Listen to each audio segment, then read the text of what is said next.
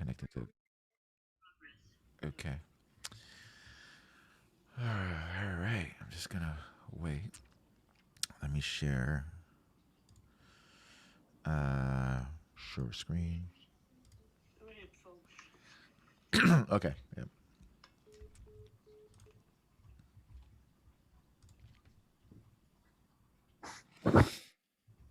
All right. Can you hear me? Okay. Yes. Okay. Cool. All right. So now I just have to look to see who else is on it. Chat meetings. I don't need. I don't need this screen. Don't need that screen either. I need this screen. Okay. There we go. Participants. Okay. Got you there. I also was. It's weird. I was. Paul Kiki entered the room. Cool. Admit. Got it. All right. We're getting Paul. Paul's in the room. Excellent. All right. Good morning. Good morning, everyone. We're gonna give it a couple of more minutes. 4 more participants. All right. Let's see. Okay. Oh, I got when. Okay. All right. Let me start this recording right now.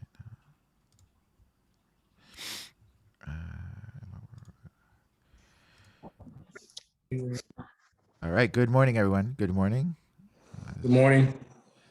Your screen pause. Good morning. Good morning. All right. Let me start recording. Morning from California. It's early. It's early. We're California. It's early for you. A little bit. Is everybody else on the East Coast or West Coast? I'm on the East Coast. Okay, cool. Nice. Awesome. So we're going to give it another minute. Sorry, just Zoom kicked me out of another meeting, and I don't know what happened there, but we'll get to it. All right. So East Coasters, you're wide awake. It's 11 o'clock. Katie, you're feeling a little little lagged. I'm a little out of sorts. Yeah, traveling so Yeah. much. But I'll be on the East Coast today. Actually, I'll be back. Oh, you're coming out here in to Florida. Very cool. Yeah. All right. Let me see if I can switch this to.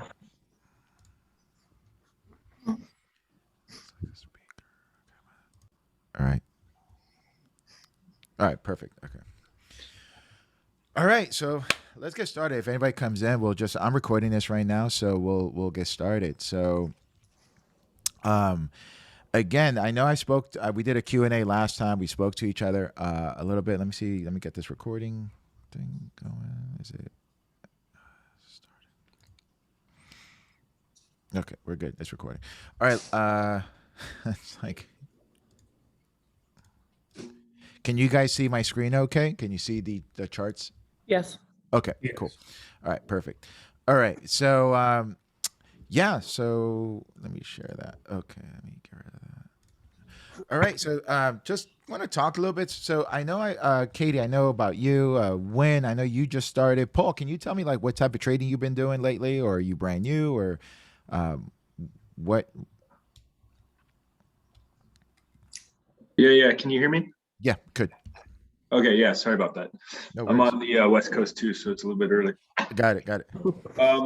I've been doing ever since COVID started. I set out to learn options trading. So I've been doing a lot of options trading, Okay. spread trading, income type setups, mostly on the SPX with the expirations, weekly expirations. Nice. So yeah, I stumbled upon you, and it kind of, the way you teach and the way you were setting up your trades kind of matched up well with what I was already doing. And that's why I'm here. Okay, perfect. All right, excellent. Just want to know where everybody's at. So today, like pretty much, it's what we're gonna dive into and during these classes is basically, it's a momentum style of trading, right? And pretty much, it's and I'm gonna use it for now because I know in my setups for the daily plays, I usually use a 15-minute time frame, and I know that depending if you're starting out or if you're new or if you have experience, a lot of times the 15-minute time frame is going to give you the reps that you need to identify how these momentum plays plan out. However, for this class, what I'm going to do, I'm going to take it back a little bit and we're going to use the same system, but we're going to use the hourlies and we're going to use the 15-minute time frame. So we're going to use the hourlies 15-minute time frame, and then what I'm also going to do is show you how you can also put this in a longer time frame by utilizing the dailies and the hourlies, okay? Because that's where the big moves happen, right? And ultimately, when I told you guys, hey, it's about really when you see these big moves happen at extreme levels, that's where you're going to maximize the most. That's the highest probability trade. And obviously, if we look at the S&P 500, you can clearly see that.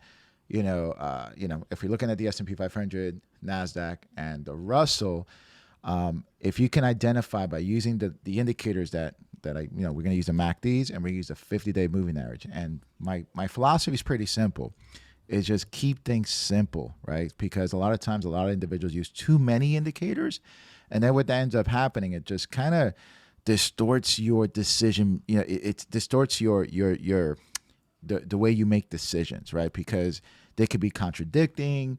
You can, and the main thing with that, because I've studied a lot of indicators and I kind of know them all. And when I first started, I used so many, and it just was, I would get it right, not get it right. And ideally, what I came to it was just to kind of keep things simple and identify at what level is price action or it's price action. At what level is that going to stop or dry up? At what level is that, going to reverse? And clearly, right? You saw during recent events, that we broke the 50-day moving average on the dailies, and if you look at the MACDs, we broke. Breaking that 50 on the daily is pretty significant. It's huge significant. And if we were to measure like how low are we going to go, and this is the daily, right? We're probably 3/4 out, but if you were to catch it right there, right at that as that MACD split his legs, and it did it at the 50, that would be a nice trade. Now, ideally, you're like, wow, that would have been a nice trade, but then you're holding on to these things for a couple of days, and you never know what's going to happen there. Now, if we go to the hourlies, and I'm going to show you what the hourlies looks like. Where's that? Is it here? Let's go. So these are the hourlies. These are the S&P minis right here. So let's look at here. Now, the main philosophy behind this trading system is it goes back to like, an object in motion remains in motion, right? Until it's not. So if we were to look at these events, and this is a 50-day moving average using the MACDs, every time it starts breaking down to 50, you're going to see a huge catalyst, right? And you can see where it just bounces off the 50-day moving average. Now, one of the main things in the indicator that we like to use is the 50-day moving average. And what I say often is, and I've noticed that the price always goes back to the 50-day moving average in uptrends and in downtrends. And the more you start realizing that and the more you start observing that, then that's also going to determine when you enter a trade whether or not that's going to be a high probability trade or a low probability trade. Okay. So if I were just to, let me just make this a little bigger for you guys on the 50, and I'm just going to, let's just create a new account because I'm kind of giving you everything, and I want to kind of simplify this process for you guys as much as possible. All right, so let's look at the 50 there right here, and that's going to be. And quick question.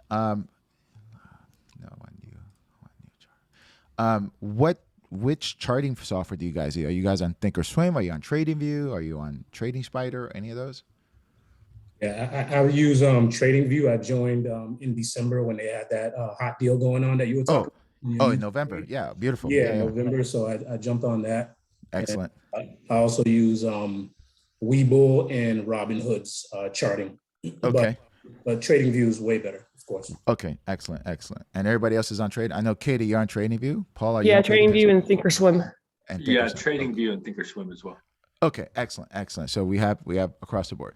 So on TradingView, and it's pretty simple here. So again, what I'm going to start out, if you look at the dailies on the XPX, and I'm going to use the XPX, and then we can use this in any underline. But we want to find out, to give us the edge in trading, right? We have to find out what's the edge? What are the observations that we can look at? And what I stated to you, and I want to just show you, I want to prove it to you. So if we go, the trend is up, but we don't know, if we just look at it just at price action right here, we don't know where should we get in, right? And where should we get out? Like it's you're like, yeah, okay, great, and so if we add the 50-day moving average, and I'm just gonna go kind of started from scratch. I just put 50 moving average. It's already in there. It's gonna default to I think 9 days, right? So we go to 50. I'm gonna make it white because it's a black background, and I'm gonna pop it, and then we're going to just put 50 days here. All right, so 50 days. So and this is just the dailies, guys. So if we look at the 50, and I'm not using any other indicator, but obviously the trend is up. You can see since since the drop of COVID, we've been using the 50 as a level of demand, right? So demand, and demand is pretty much another way of saying support. What I found to be a little bit more specific, that I like the word demand a little bit better, because support can change all throughout. Support is not really the same. It's just levels of demand, and it doesn't have to be a precise level. So you have to identify levels of supply and demand. So clearly the 50-day moving average, once we put it on, you can see that that is a strong level of demand, right? That people are buying it. Do you guys see that? Mhm. Yeah, absolutely. Okay. So clearly, as you're going up, we're looking at this system, and you're going, okay, obviously, where do I want to get if this didn't happen? Let's say that we were here, right? We were there. Obviously, you're going to be like, well, if I'm going to go long, stay long in this thing, but I want to go long when it hits the 50-day moving average, right? And that's going to be your highest probability type of trades. Why? Because it's being bought at the 50. Being bought at the 50. You don't want to go long here because we're too far away from the 50-day moving average. You see that? The price always goes back to the 50 in an uptrend and also in a downward trend. Now, the one where it's going to give you a little bit of a hiccup is when we start going sideways. It might take you a little bit to identify those levels, but then we're going to have to go to supply and demand levels. And then that's where the MACDs come into place. But for now, we see that clearly that's a level of being bought. Now, with the 50-day moving average, a lot of times you want to get in and you're like, man, I really want to get in, but I'm too far away, right? And you're right, you're too far away from the 50. So does that mean you don't take the trade? No. Then at that moment of time, what you do, you go into a smaller time frame, and you go into the hourlies, and you try to give yourself the best, again, same rules apply, right? You see that price goes back to the 50-day moving average. And ideally what you wanted to do, you wanted to continue in an uptrend, and you want to buy it near the 50 as it's above the 50-day moving average. Now, when we get to the smaller time frames, this is where the MACDs are going to play an integral role. Now, the MACDs are just basically a momentum indicator. It just tells you which way is a tide going, right? Is the momentum stopping or ending? That's pretty much what it does. And the tide can go sideways, and we're going to get into that. But at this moment, I just want to focus on the 50-day moving average. But as you can see, the 50-day moving at even recent events, the swings are a little bit more faster.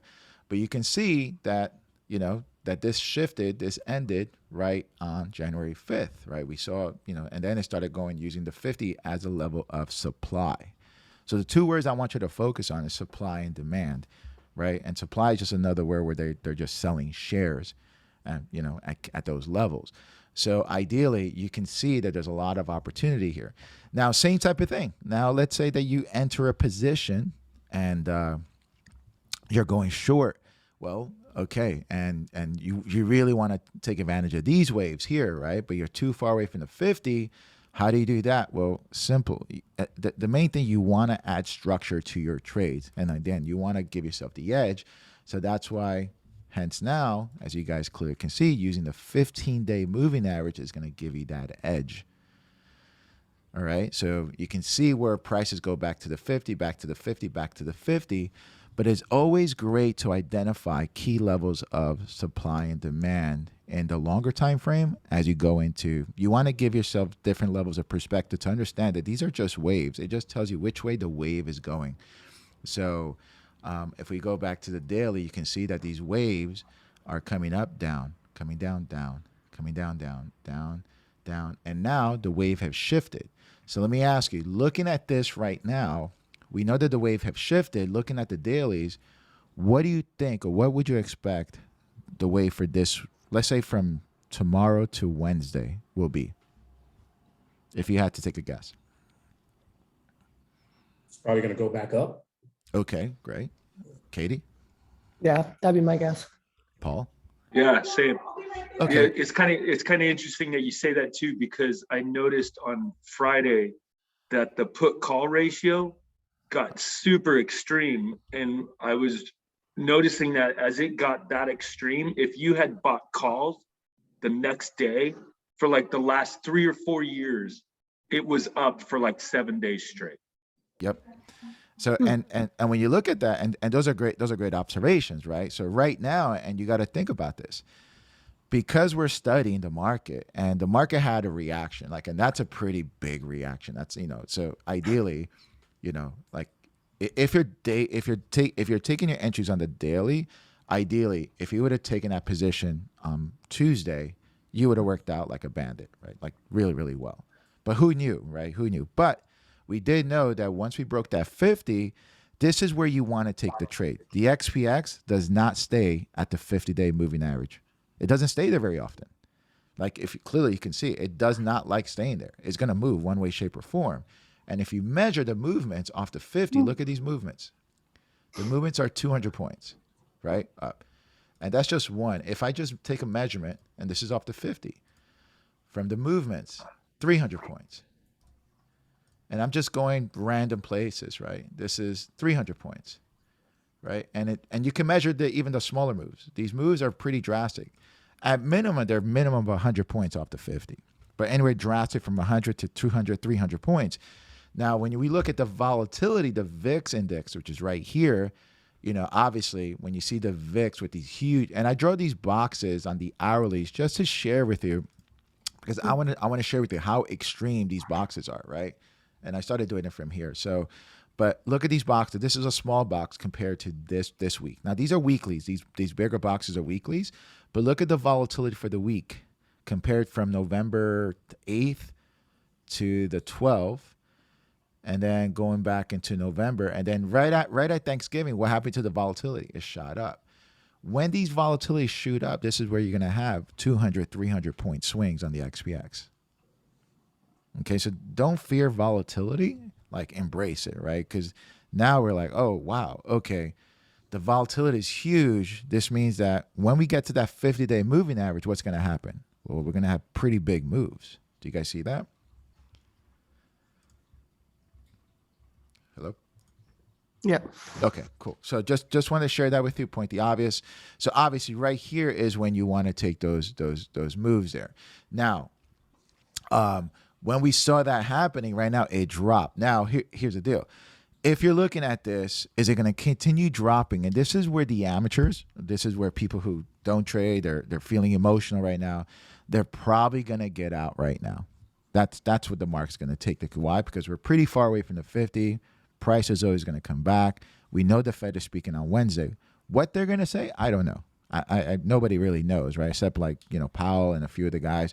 There's a lot of speculation. There's a lot of opinions out there, but nobody really knows. And do we care? We really don't care, right?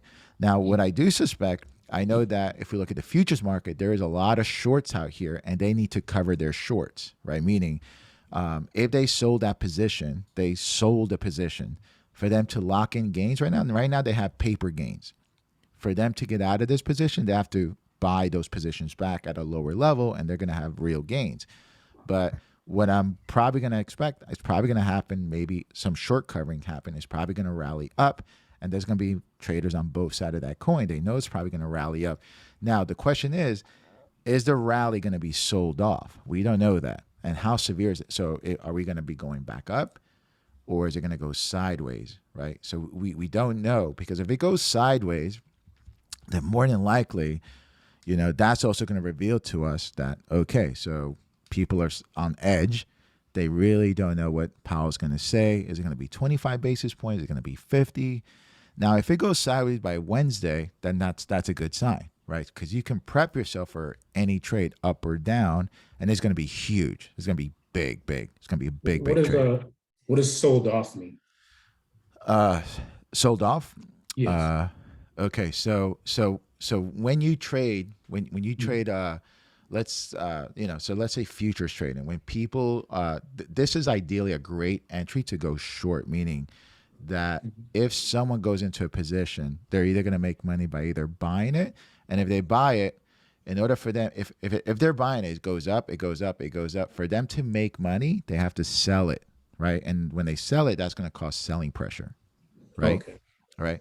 Now on the opposite, if you're going to short the position, meaning they're going to sell it. They're going to buy a position to sell, and they're going to hold that position. That means that they want the market to go down.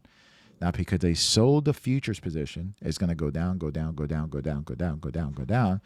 But you have to remember, for them to get out of that position, they have to do the opposite of what they did when they got into the position.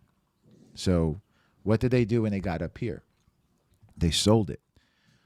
Now, when it comes back down, in order for them to get that money out of the market, they have to do what? Right back. Yeah, they have to buy it, right? So if we know that as a trader, we know that they're going to buy because they need to get out of those positions, right? And okay, so if we know that's going to happen, then there's other traders know that's going to happen. So that's going to create a pop. It's going to create a little bit of pop. What we don't know at this moment is that pop going to go high and it's going to meet the 50. And this is what is equivalent to what's called a dead cat bounce. Have you heard that statement before? This is what I mean. So look at this. Popped, popped, popped. And if we just look at pretty simple technical analysis, we want the highs to be higher highs and higher lows. That's a definition of an upward trend. Lower lows and lower highs, that's a definition of a downward trend, right? So right now we have what? A lower low in the making. So this low is lower than these lows. So what do you think is going to come next? A lower high, right? Now this could go all the way back up here, but I mean, for that to come back up all the way up there, that means what? There has to be some good news. Meaning what? That Powell's not going to raise interest rates. That he's going to, that's the only catalyst that I foresee. If he doesn't raise interest rates, then I think we'll have a short-lived rally, maybe short. And that's the only catalyst that I feel that what's going to make it go up, right? If that happens. Can it move can it move 500 points? You know what? Like historically, has that happened? Anything is possible. I don't like the main thing when you ask yourself, well, I ask myself all the time is what's going to make it go down and what's going to make it go up. Okay. What piece of information is going to do that? And again, we don't know. We're going to see maybe the market's going to react that way. Right now, the market's spooked because we don't know if is it going to be faster tapering, right? Because they pretty much told us that they're unloading their books, meaning that they're going to start selling off their shares that they bought. And then they're also going to tighten up much faster, right? And I think that's what the market's kind of thinking about. Is he going to taper much faster, right? And if he does, then everything right here, like every company, and you start seeing it right now, is that they're going to be discounted, right? Because the evaluations are too high. Cash becomes more expensive on the books. There's just a reevaluating happening. And what I've noticed here, if we were to look at the market psychology of what's happening here, let's look at it really simple. This thing has rallied pretty significantly since 2023-34. And I'm just going to take a little bit even further. If I go back to 2008, because that's a pretty, let's go back to 2008. Okay, so here's 2008. Let me see if I can So here's 2008. And if we look at since 2008, the collapse, right? Look at the 50-day moving average, right? And we followed it to a T. Okay, so we've been following this. We're on this trajectory. We've been following, look at the 50-day, we've been following it. And you can kind of tell when when the talks of interest rates happen, right? They happened when in 2010, 11, they talked about it and they had a reaction. There was one in 2011, had a reaction. So you can see in 2015, here's a reaction, right? Mhm. It lasted, and you can tell these reactions. This was 2018, and there was a reaction. How Okay, long does the reaction last?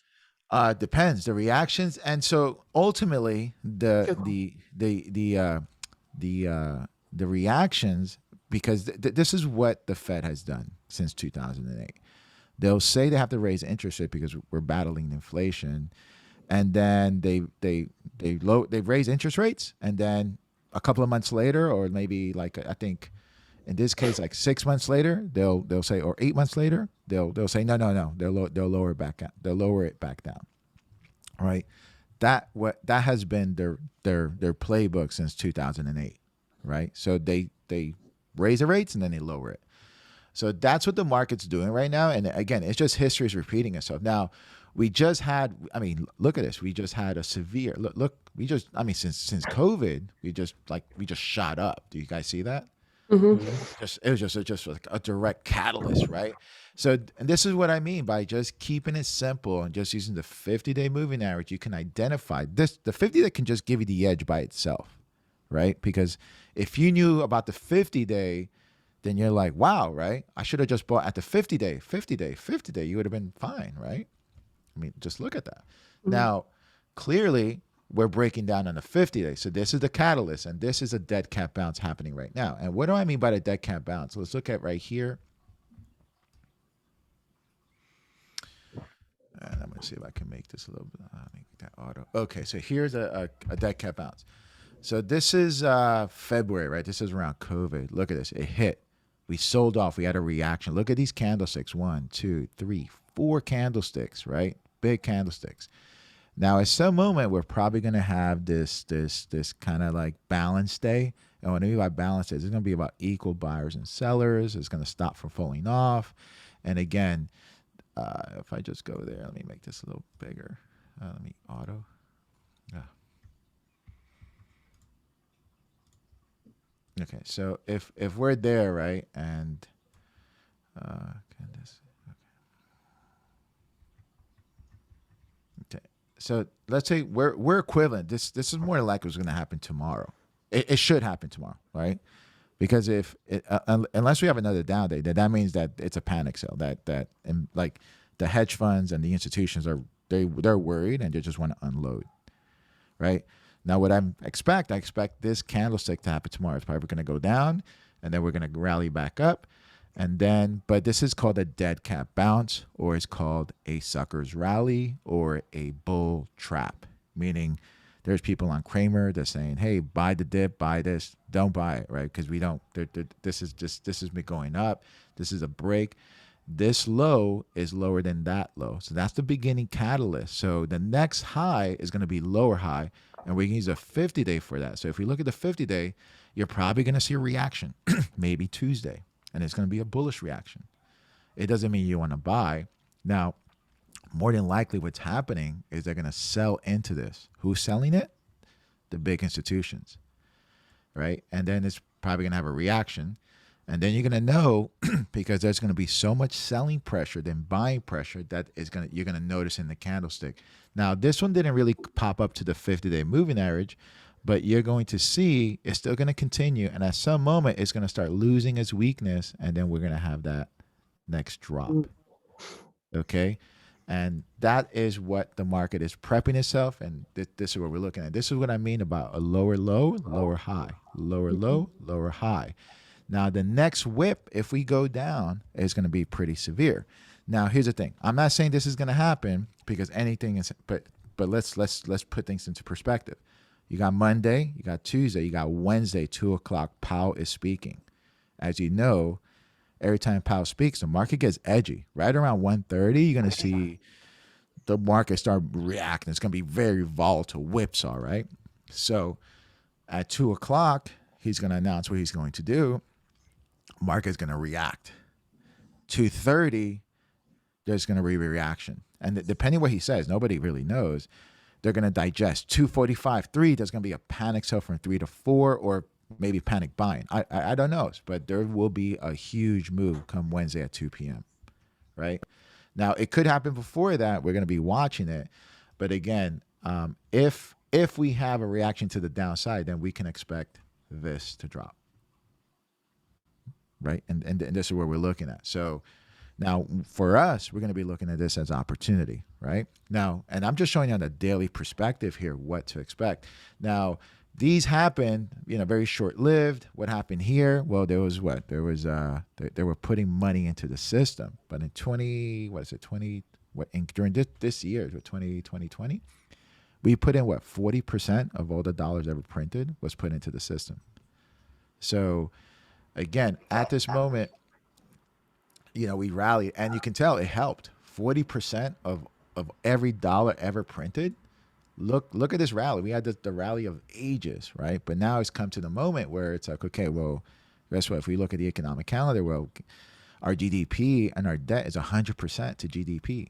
So we need to increase our GDP. We need to battle inflation. We need to basically, the market's telling you that it's expecting they need to raise interest rates, and they need to do it faster and battle inflation. So is it going to hurt? Yeah, it's going to hurt more sooner than later. So if we know that, this is why we started noticing the big institutions selling off, right? And if we capture this, they were selling off much sooner than that. They were selling off. Look at this. This is Christmas Day, right? This is Christmas Day. Look at the volume on Christmas Day. I mean, Christmas week. This is Christmas week. Look at the volume on Christmas week compared to the other volume, right? And it went up, right? So let's talk about that. Christmas week, all the big traders are gone. They're out. They're on vacation, right?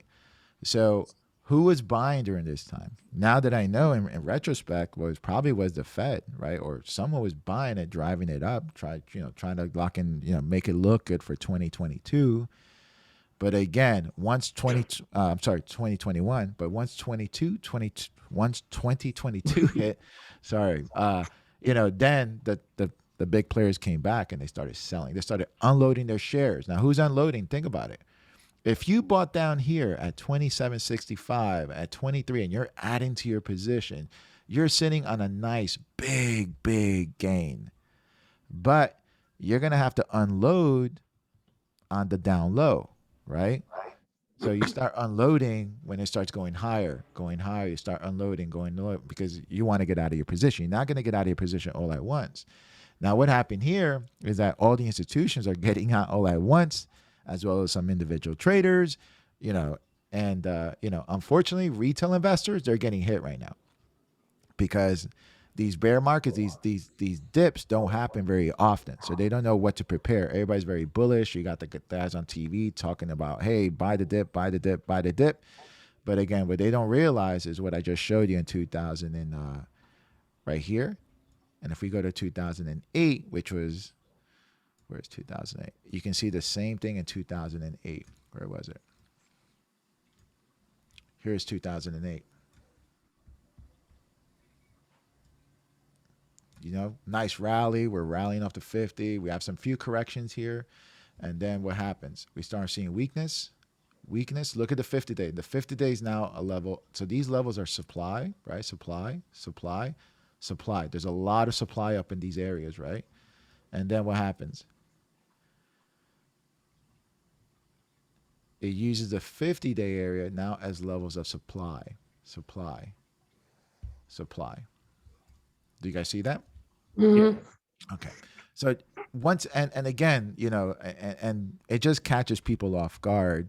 And this is why I wanted to share this with you. So now things have changed. Things are shifting. What's going to happen? Ideally, nobody knows really what's happening. When we look at price action, one thing, can you see? Are they selling or buying? They're driving it up. Well, they're selling, right? They're selling. They're selling this thing. Now, So yeah. somebody's trying to get out of this thing, right? Now, more than likely, what's happening next? Well, it's probably going to be rally up, and again, you got Cramer on TV, buy the dip, blah blah blah. Everybody's going to buy it. A lot of times I'll go on TikTok or social media and you see like these brand new investors, buy the dip, dollar cost averaging, whatever it is that you tell yourself because you don't want to, again, the main reason why people lose money is because they lie to themselves, right? It's the reality is it's going down and you're just admitting that if you just admit that it's going down, then maybe it's going to reverse your trade and take the other side of the trade. So wanted to cover this with you, and a little bit of this is just basically to understand also supply and demand levels, right? And the way you can identify that is by saying one or two things. We're going to use a 50-day moving average. How far are you away from the 50? The further you are away from the 50, know that that's probably going to be a level of supply. That more than likely, all prices go back to the 50-day moving average, as you clearly can see that it goes back. So if you ever get a water cooler tip, and somebody tells you, hey, buy this stock, real simple, this is a simple rule. Go to the 50-day moving average, and what you're going to do is you're going to look at it, and you're going to say, okay, how far away am I from the 50-day moving average? If they give you the water cooler tip and it's right here and you're pretty far away from the 50, guess what? It might be a good tip, but it might not be a good time to buy, right? So what you do, just put it on your watch list, let it come back to the 50, and then you're going to buy where? Near the 50-day moving average, because that's going to be your highest probability trades. These are going to be your lowest. This is going to be your highest, because it's going to move one way, shape, or form. So right now, if I just looking at the dailies, this is a low probability trade. And what I mean by that is it can drop tomorrow. I could be wrong. It can drop, but it's still a low probability trade, right? Now, if it comes back up and is near the 50-day moving average, and at that moment of time, that's a high probability trade. We know it's going to move either significantly higher or lower by Wednesday. We know that.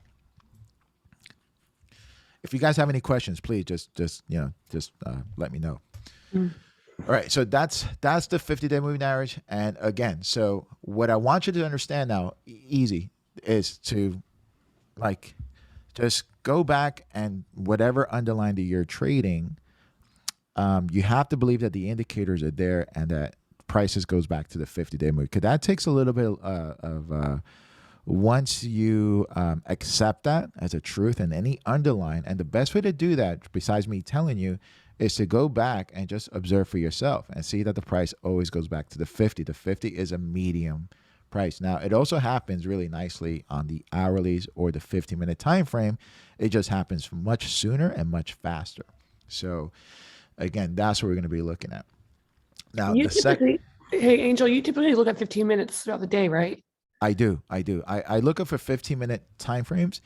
Just because I'm going to be looking for that pop or that move, and then that's where the MACDs come into effect. Okay. And I'm going to go into that as well. But for just starting off with you, I just want you to see the power of the 50-day moving average and why it's really powerful to observe it in any underlying that you're trading.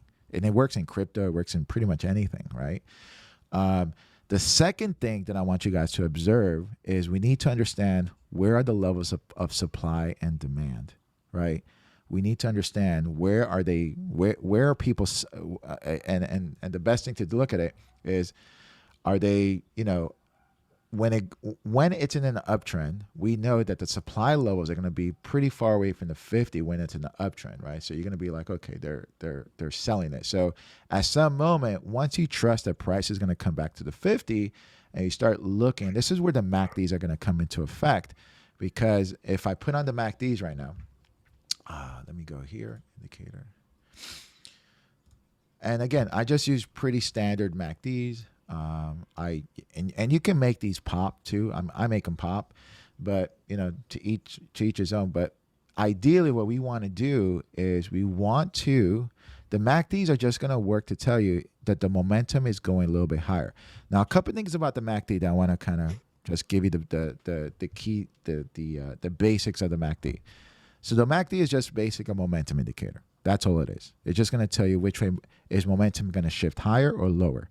Now, things you want to observe. When we're at zero, right? When the MACDs are zero, this is like when the two lines are above zero, that's going to be a little bit more biased to being bullish, right? We're going higher. When we start breaking lower, then it's going to be a little bit more on the bearish side, okay? Meaning that prices is probably going to fluctuate a little bit lower, and that's how we measure the MACDs. As far as, is it a signal to get in? No, it's just a signal to tell you that if you're at the 50-day moving average and you see the prices, like the blue line's a little faster than the red line, if you see this thing spreading its legs and you're at a 50-day moving average, more likely, and this is the daily time frame, so this is going to take a little longer. But if you're able to catch these in the beginning of it spreading his legs, or the lines like separating, and you're at a 50, these are the very lucrative points right here. Do you guys see that? Mhm. Yeah. Right? At these key levels, especially if you're in an uptrend, these are the levels that you want to get in. And now, when you're in a position, right, and you're in a position, you can see that, again, where are we? Well, man, it's pretty strong. Still can go up higher, still can go up higher, still can go up higher. But if we're just looking at the MACDs, you can see that the lines are what? Coming to the end, right? And at some moment, you don't want to get in here. Why? Because it's coming to the end. Yeah, do you see that? Like, momentum is dying. It's you want to be either selling here, or maybe you want to, and again, I don't know if you guys do cover calls, or if you do that, then if you have a stock, this is when you want to sell a call against your stock, right?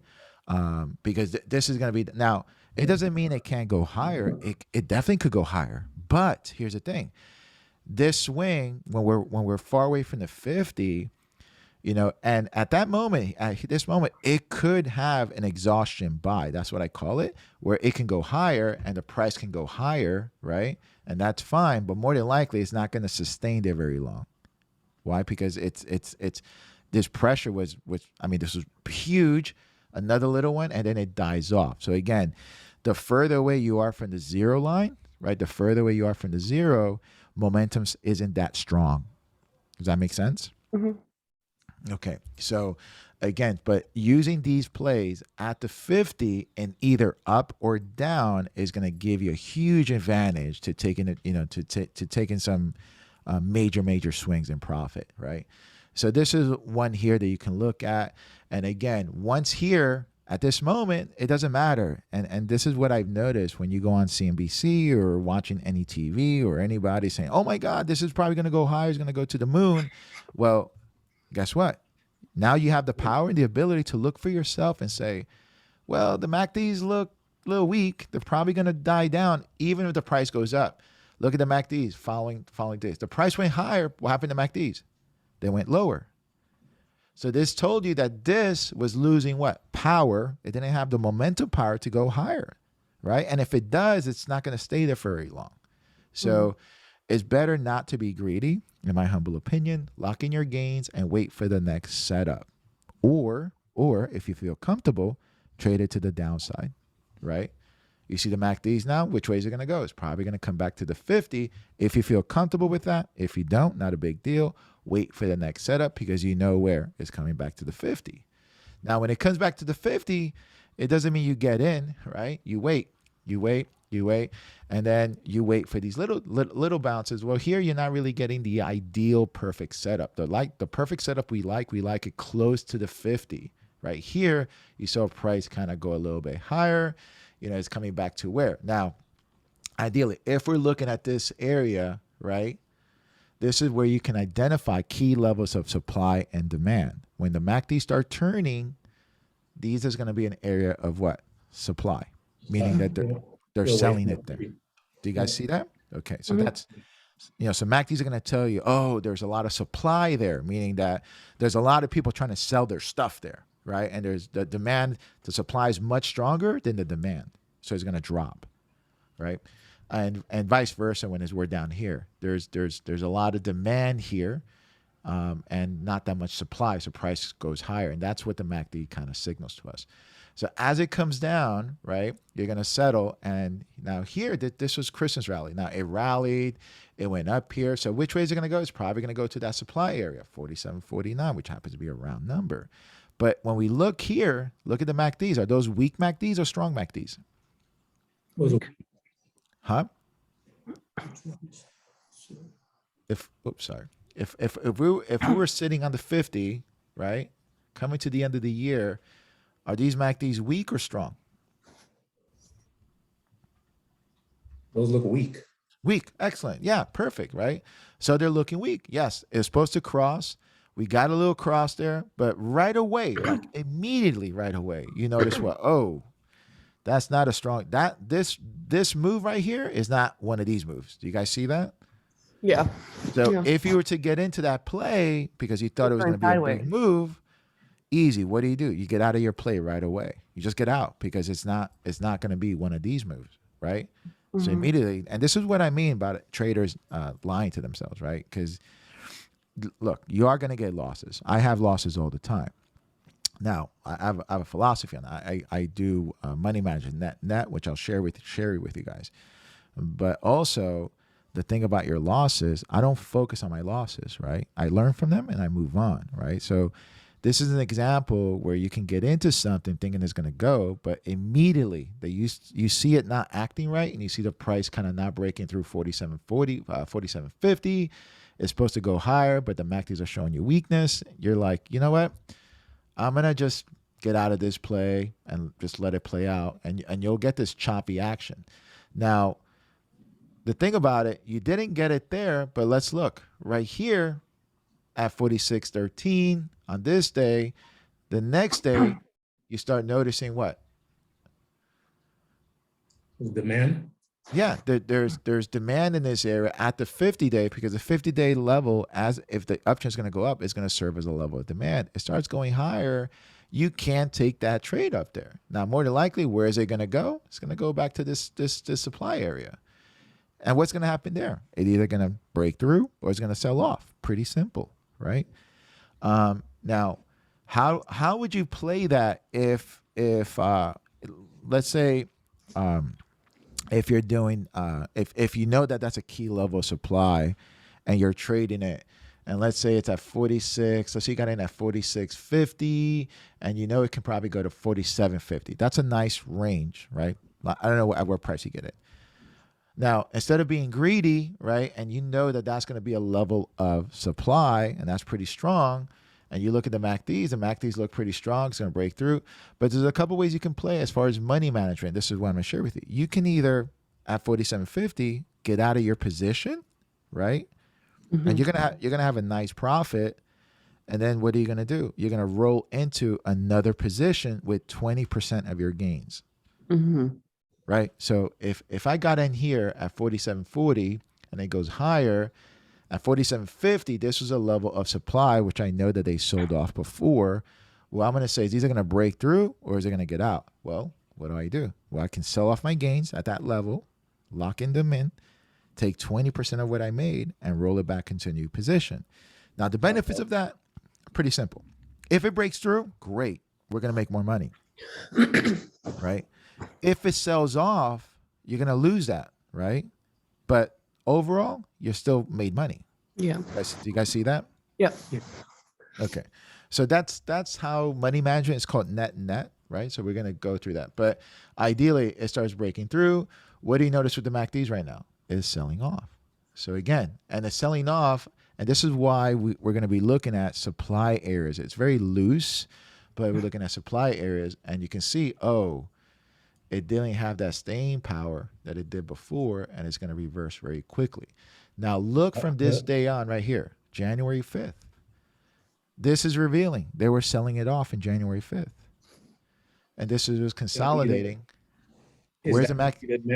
Is that going to be the next level of supply? Which way? 47.50?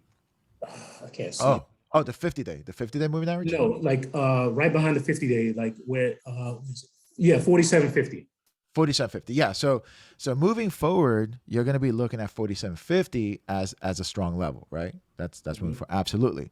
However, we're pretty far away from 47.50. We're at 43.97. Yeah. So now, as you clearly can see, this right now is at jeopardy of what? We're probably going to be going downward trend, right? So now the 50-day is going to serve as a level of supply, right? Because we're below it, right? So the 50-day is going to serve as a level of supply or demand, depending on which way we're trending. Right now, it looks like we're going to start trending lower. So like we talked about earlier, Monday, Tuesday, if we start rallying higher, we're going to be, how high are we going to go near the 50-day moving average? If this starts turning, right, you're going to be looking for the turn, because this is the first sell-off right here. This is a huge first sell-off. This needs, at some moment, to kind of cool off and come back down. Now, if we look at these lines, are they going to curl back up and they're going to bounce off each other lower? Then that's probably going to be the second leg down. If they cross, then this is probably going to tell me it's going to come back to the 50. So if these two lines cross, it's probably going to come back to the 50. What happens there, we don't know, right? And we're going to be either it can go higher or go lower. But ideally, we love when the price action is at the 50-day moving average. We love those setups. We love those setups because it's like it's going to move big one way, shape, or form. Do you guys see that? Mm-hmm. Okay. Now, I know we're talking about the XPX. All right. So, and I know these options could be a little bit pricey, but if you don't want to trade the XPX, you can also trade the SPY. And depending on what type of account you're dealing with, if you're dealing with a smaller account, this is SPY. This moves the same way that the XPX does and behaves the same way. The only difference is that the price is 465. So you just take away a decimal and it's the same price action, right? So if you look at the SPY, behaves the same way as the XPX, the same way. Do you guys see the resemblance? Yeah, it looks exactly the same. Okay, exactly the same. Now these options you can buy for $1 for like a week. Now the main thing, if you're going to be trading options, depending on where you're at, if you're just starting out, I'm going to highly encourage you, give yourself more time, right? Because ideally what we're doing, we're kind of trading the wave, right? So the wave right now, the wave is down. The wave is going to have to come back up. And then at that moment, that's when you want to get into something. Now, sometimes, now this week's going to be different because we expect a big move this week. But let's say there's going to be some weeks that it's just going to linger. And just remember, it doesn't stay at the 50-day. Sometimes it stays there for a little bit, but not very often. It's going to move.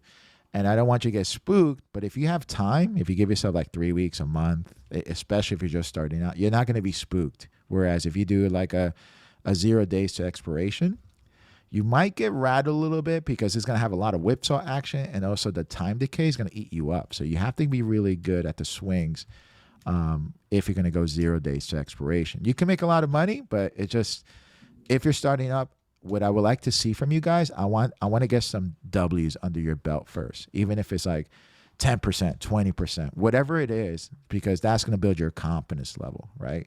Because if you enter at the 50 and it goes down and you made a quick 30%, 40%, that's great. It feels good, right?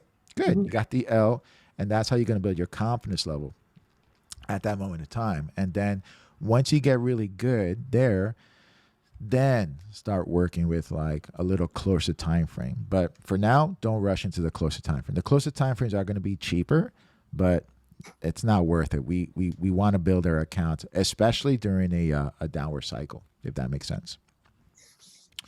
All right. So right now, what do we expect? All right. So now what I did right now, I'm just looking at it from a daily perspective because I wanted to go slower and kind of demonstrate with you guys like how the system works. So right now, if we're to looking at the XPX or the XPY, look how far away, look at the MACDs. Let me ask you.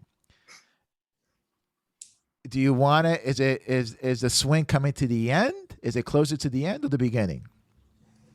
It looks like it's in the middle because what I noticed is that with the MACDs, they also change colors too. You can obviously tell the colors. Like right now, it's like a deep red, and then it's going to turn like a light pinkish, and then it's going to get green. So it looks like it's in the middle because it's like deep red. So in order for it to go up, it needs to turn the pink first, right? Yeah. I mean, that's a great observation. And that's great that you see that. So I'm just gonna show what I do. I do see that, but the most thing that I pay attention to is how far away are the lines, right? So when the lines are this far away, they don't stay this far away for very long, right? They need to come back. It's like a rubber band effect, right? So you expand the rubber band, and then at some moment the rubber band needs to what? Contract, right? It needs to come back. So if we look at the rubber bands, they're pretty far away. Now it could expand a little bit more, but again, the probability of that happening very low, right? So if I were to look at this, I would expect that this is probably the lines are going to come back together at some moment of time. Now we are below zero, so this is still very bearish. Now, if the lines come together, that's going to give you a new setup. Now, what's like this one, right? That when they come together, when it comes together, it's either going to go where? It's either going to expand again And if it expands downward, then it's going to give you a new wave to the downside. Does that make sense? Yes. Okay. If it crosses, then more likely that's going to tell us that it's going to go higher, and that's fine. We like it to go higher, but then we're going to watch it for the setup night here, and we're looking for a dead cat bounce to the downside, and that's how you're going to set up those trades. But ideally, this is how you use the MACDs. You want to get in when they start spreading his legs right here, when it's contracted and it's ready to expand, because that's going to give you that thrust, especially on a high volatile stock. If we're looking at the XPX or SPY. Now, the SPY doesn't move. I just give you just because it's a derivative of the XPX. So the XPX can move 20. It moves about 20, 25 points on average days, but because we have a lot of volatility, it's going to move 50 to 100 points right now, which is great. So that means that the SPY is going to move about $5, on average, sometimes 8, 10. Which is great. So you're gonna get those movements now, but just realize that once the XPX goes back to like its regular range, this is only gonna move $1 to $3. So just that's the difference. But right now, what do we expect? It's probably in the middle. It could keep on going, right? Now, what does this mean for us? Like we're like, well, Angel, this is not a great setup. Yeah, you're right. It's not a great setup. So let's look at now. This is what we do. So now we go here, and now we're gonna combine forces here. So what are we gonna do? We're gonna look at the dailies, but now I'm gonna look at the hourlies, and this is a very, very powerful tool because once you identify the waves in the dailies, and again, you can use this for any time frame. I know when we talked, you said you were using the 1 minute and 5 minute, right? Yeah, I was using the 1 minute just to see how it correlates with the 5 minute and then the hour, because everything moves with each other. So I was using just to see how it works. No, I think that's a very smart, and I do that all the time. You wanna identify key levels before you start your day. So for me, if you notice, I always look at the market sentiment. So that's what we always start with: the XPX, NDX, and the Russell. We look at those because I just want to know what's a key level I want to watch. I want to know where the 50-day moving average is on the 465. When you're looking at dailies, you also want to identify where the 200-day moving average is. It's a very, very important. It's really, really important, right? So if I go to the dailies here, I'm just going to put the indicator. Let me see, just 200-day. I'm just going to go here. Oh,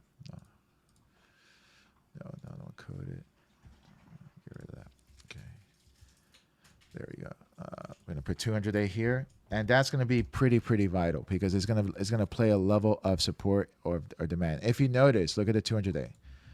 A 200-day average just means that the whole market could go bearish, and that's a key level we're going to watch. Look at the SPY. It stopped there. If we go to the XPX,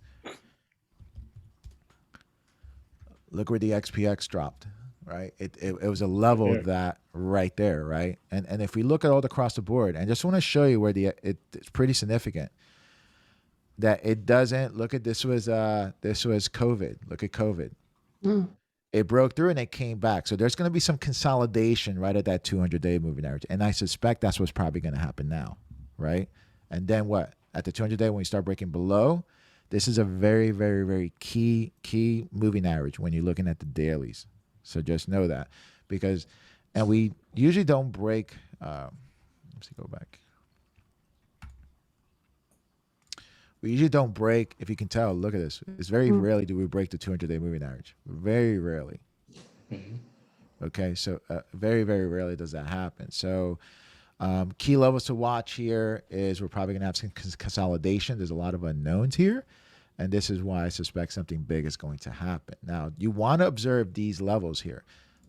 Okay, so now the other thing I also want to demonstrate here with you, because and I know we're not going to be trading off of these time frames, but it's good to identify where the levels are at. So now I'm just going to give you a broader perspective. If we look at the monthlies on the XPX, look at the monthlies. These candlesticks are 30 days. But what can you tell me now that we talked about MACDs and the moving averages? Now this is a 50-month moving average and this is a 200-month moving average. But look at this. The MACDs, is it coming to the end or the beginning? End. At the end, right? Yeah. So more than likely, Could it bounce and go higher? Yeah, it could, but it'll be an exhaustion buy. And knowing what we know now about the money supply and all that, more likely you're like, well, I'm gonna guess it's probably gonna pull back, but it needs time to pull back. So again, depending on the time frame that you're trading, let's say you're a longer term investor, then obviously you want to get in closer at the beginning. So same premise, and you want to get in closer to the 50. Now, because it's on monthly, these are going to be longer for the MACDs to make a move. So it's just going to take a little bit longer. But again, same premise. Now it's coming to the end here, and this is why you see a lot of institutions unloading their shares, because they locked in some really nice gains. Look at this, from 2,600 to 4,800. That's almost doubled, right? So it's coming down. It's probably going to be selling off a little bit. We're still in an uptrend, right? It can drop to 3,300, right? I know we don't want it to drop to 3,300, right? But it could drop to 3,300 in theory, and we're still in an uptrend on the S&P 500. Do you guys see that? Yep. Okay, so, but can you make money if it drops all the way down to 3,300? Absolutely. And we're going to get ready for that, right? Now, if we look at the weeklies, again, look at the weeklies. And this is why I want to share. Look at the weeklies. We haven't touched the 50-day since June 8th of 2020, and we're now touching it. So this is now going to be a key level that we're going to be watching, which is around 43.58 right there, because more likely it's probably going to stall there as well. Okay, and if you look at the 50, look what happened here. Look on the weeklies. This is weekly, right? The S&P followed the 50-day moving average pretty much to a T, up until when? 2020. 2020. And then it just went on, like it was on steroids, right? It just took off. It just went and it never touched back. But if you look at any time before that, it was bouncing off the 50-day weekly moving average, right? And now, it just kind of took off, and you're like, okay, so that's a key level we're going to be watching, which is 43.58. Again, it also happens to be 43.58, which puts us right in here. So during this consolidation area right there. So that's a level we're going to be watching. So what does that mean? Could we sell off there? We're going to consolidate. So there's going to be a little bit of whipsaw action, and this is what we're going to be looking at. Does it mean that we're going to rally back up here? Don't know. If we do, then the market's pretty. It's being a little bit positive. They suspect that this Powell thing is going to be not a big deal. If you see it kind of fluctuate right here, the MACDs are going to turn. They're going to just reset. It fluctuate. Come Wednesday, you're going to see a big move. Okay. Now, let's go back to, let me go back. Let's go here. All right. So now, if we're looking at two time frames, okay, so we're looking at the hourlies. The hourlies are also overextended. Do you guys see that? This was the hourlies. This was Friday. This was Thursday. Look at Thursday. We ran up. What happened to the MACDs? They crossed, bounced off to 50, and then we sold off. You got this nice little beginning of a swing down and went down. We're coming to the end right now. It could continue a little higher. So this is why it's important tonight at 8 o'clock. You're gonna watch the S&P 500 and see where the global markets are at. If we open up higher, then that means they're gonna take it higher. It's not bullish or bearish, but tomorrow morning is gonna set us up, because if we open, this is SPY. Go to XPX. If we open tomorrow, right? If we open tomorrow closer to 4,600, somewhere in there, if at the 50, 45.50, somewhere in there, then that's probably going to set us up for a nice little trade here, up or down. Do you guys catch that? Mm-hmm. Okay. So right now, you don't want to take this trade. We're pretty far away. So a lot of times you'll see me say, hey, don't like taking this trade. It could go lower, but we like to take our trades off the 50-day moving average. Now, this is the hourlies, right? If I convert this to hourlies, now we're going to go to 15-minute time frame. Go 15, then we go hourlies here.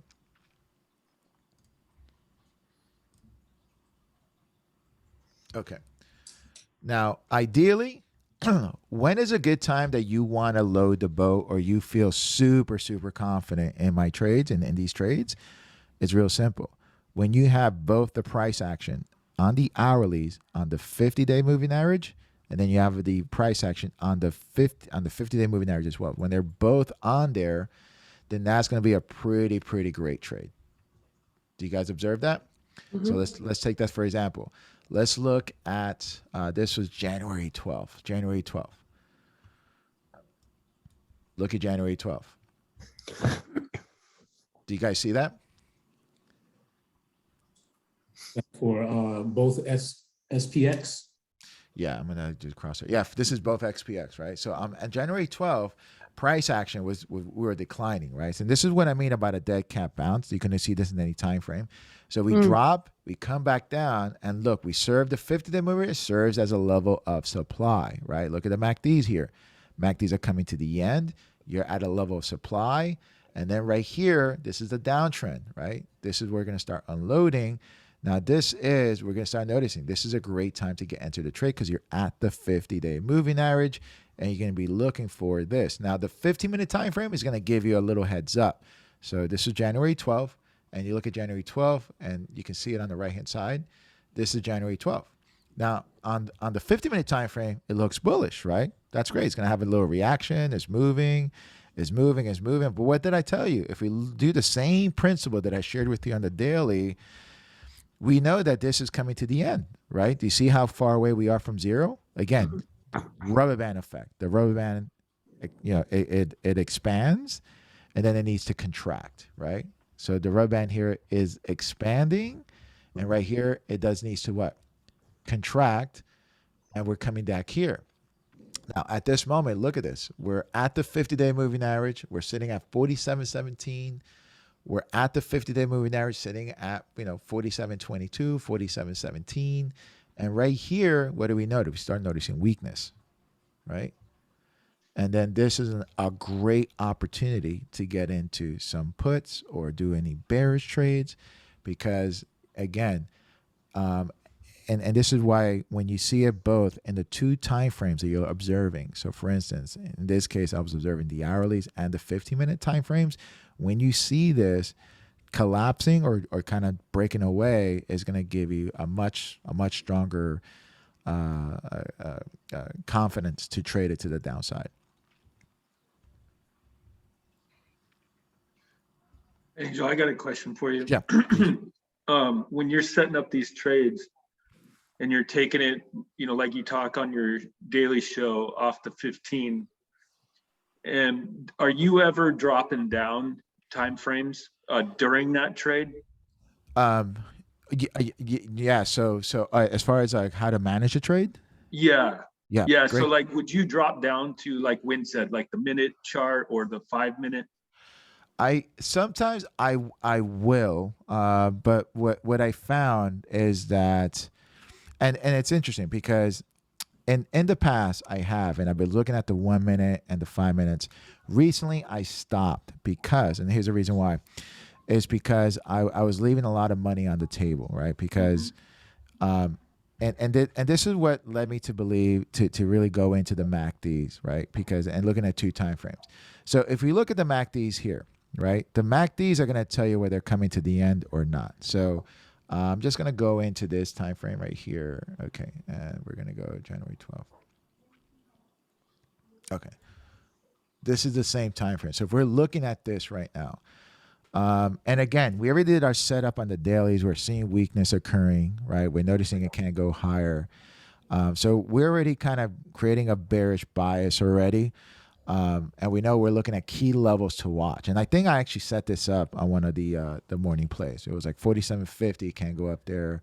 And at 47.05, I think it was, I remember that play. It was like right in there that it was starting to break down. We started noticing this breakdown. So right here, we caught, it's the very beginning, right? It's the very beginning. So we know that this could be a big move. And we're catching it right at the beginning. As far as here, so again, this is contraction expansion, and it's going to happen in the smaller time frames much faster. So this is the 15-minute time frame. You see it contract, it expands, and it contracts. And then the expansion contracts, expansion contracts. So a rule of thumb that I have used if I'm taking this trade is that I'm either going to use if on this particular trade, I loaded up pretty like my normal size of trading, right? And then what I did is, as it goes down and I'm start locking in gains, I want to make sure that I protect my original investment. So I would sell off what I put into the trade, and then I would let the rest ride and let it go. And then what I would do, I would look at the 15-minute time frame, and my rule of thumb is just kind of see it if it starts crossing or not, and just let it ride. So Makes you sense. Because you're giving yourself more time. yeah. Oh, yes. Absolutely. If you're trading, this is what I mean. Like, so if you're first starting out and you're doing 0 days to expiration, then yeah, use a smaller time frame, right? I wouldn't recommend doing that because I want you guys to get some wins first, right? It's to build your confidence. But if you gave yourself a week in this trade, it's going to cost you more, but you're going to make a lot more. Or give yourself 3 days. Now, if you're trading the SPY, giving yourself a week or 2 weeks is not that much money. Doing it on the XPX, it costs a little bit more. Well, now the other question is, well, yeah, it is. Well, if you also know, you can also do spread trades on this, right? So if you know how to do like a bear put spread, which is almost the same thing as going direction with a put, is basically you're buying a put, selling a put, and that's also going to give you a little bit extra, a higher probability in you winning in that trade, and you don't have to worry about it. But, there's different ways of playing this. But usually for me, if to answer your question, I would wait for this thing to cross at this level. So, I mean, you don't look at the 1 minute because you're giving yourself more time to see what's going to happen on the 15-minute chart. Yeah, and so the question is because I'm trading on the hourlies and the 15-minute time frame, and I'm giving myself more time. What I found for me when I look at the 1 minute, and sometimes I'll trade the 1 minute on 0 days to expiration, but in the 1 minute it keeps me too emotional, right? Yeah, you're like up and down. Yeah. Up and down, up and down. So I Yeah. right. So like if you guys read Reminiscence of a Stock, I know some of you guys read it, right? If Oh, you read so it, good. Just finished No. it. Oh, okay, it's so good. So he talks about it. The big move is made when you start looking at it from a wider view, right? Mhm. And during my years of trading, that's why, like, if I do 0 days to expiration, I'm doing it with a much smaller position, right? I'm gonna do it either because I'm bored or and Katie knows I'm bored. Some days I'm looking at my screen like, oh, can we get some movement, please? I mean, but it's like because I'm bored, or if I'm looking at something, and if I'm looking at 0 days to expiration, then yeah, we're gonna look at the 1 minute. And let me just share I don't want to confuse, but I just want to share with you guys. If I look at the 1 minute, let's say it's expiring like today, right? Let's look at recently. So this was 1 minute. Oh yeah. That's more if you're scalping, right? Yeah, just scalping, but I'm going to be doing the same premise, right? And the thing about, if you're doing 1 minute, then you have to understand the concept of the day. So when are the moves going to happen? Well, easy. They're going to happen at 9:30 to about 10:30, 11, right? And then it's going to finish off, and then it's going to happen right after lunch. And write this down: the 2:00, the algos turn on.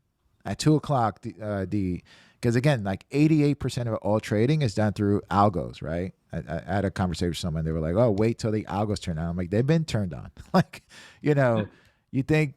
Who do you think you're trading with? You're trading against algos, right? So, and you can see when the algos, and in essence, this is what this trading system does. We identify where the algos are. I mean, look at this. I mean, this is like textbook. It hits the 50, and then here they're turned off, they're turned on again. So right around 2:00, they turn on again. So just realize that if you're on the east, so whatever, 2:00, 11:00 East Coast, West Coast.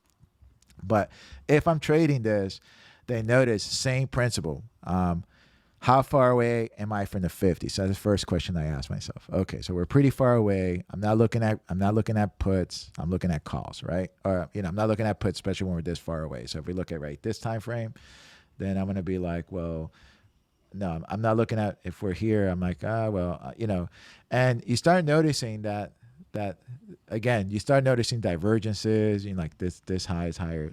Again, and do you guys know what a divergence is? Yeah.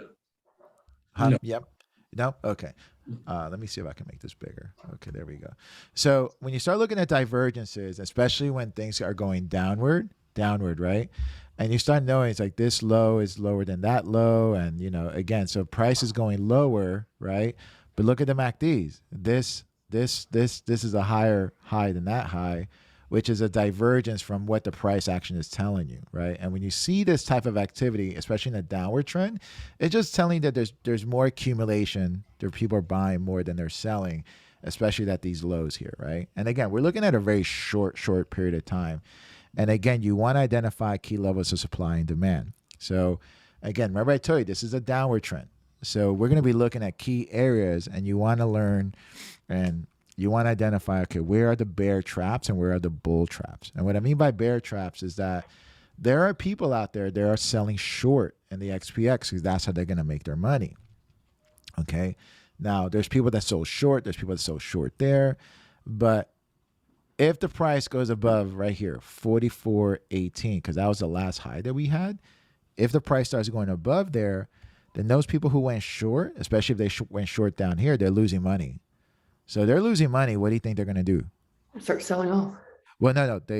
So great. Buy, So sorry. You know they're that. going to buy. Yeah. So it's the opposite. So if you sold it, they're going to make money by buying it, right? But it's going against them. So they're going to have to buy right now. So these are key moments, because what happens is that there are people that went long down here. They're buying. They're making money. This guy went short. So he's losing money. These guys are making money. So there's two sides.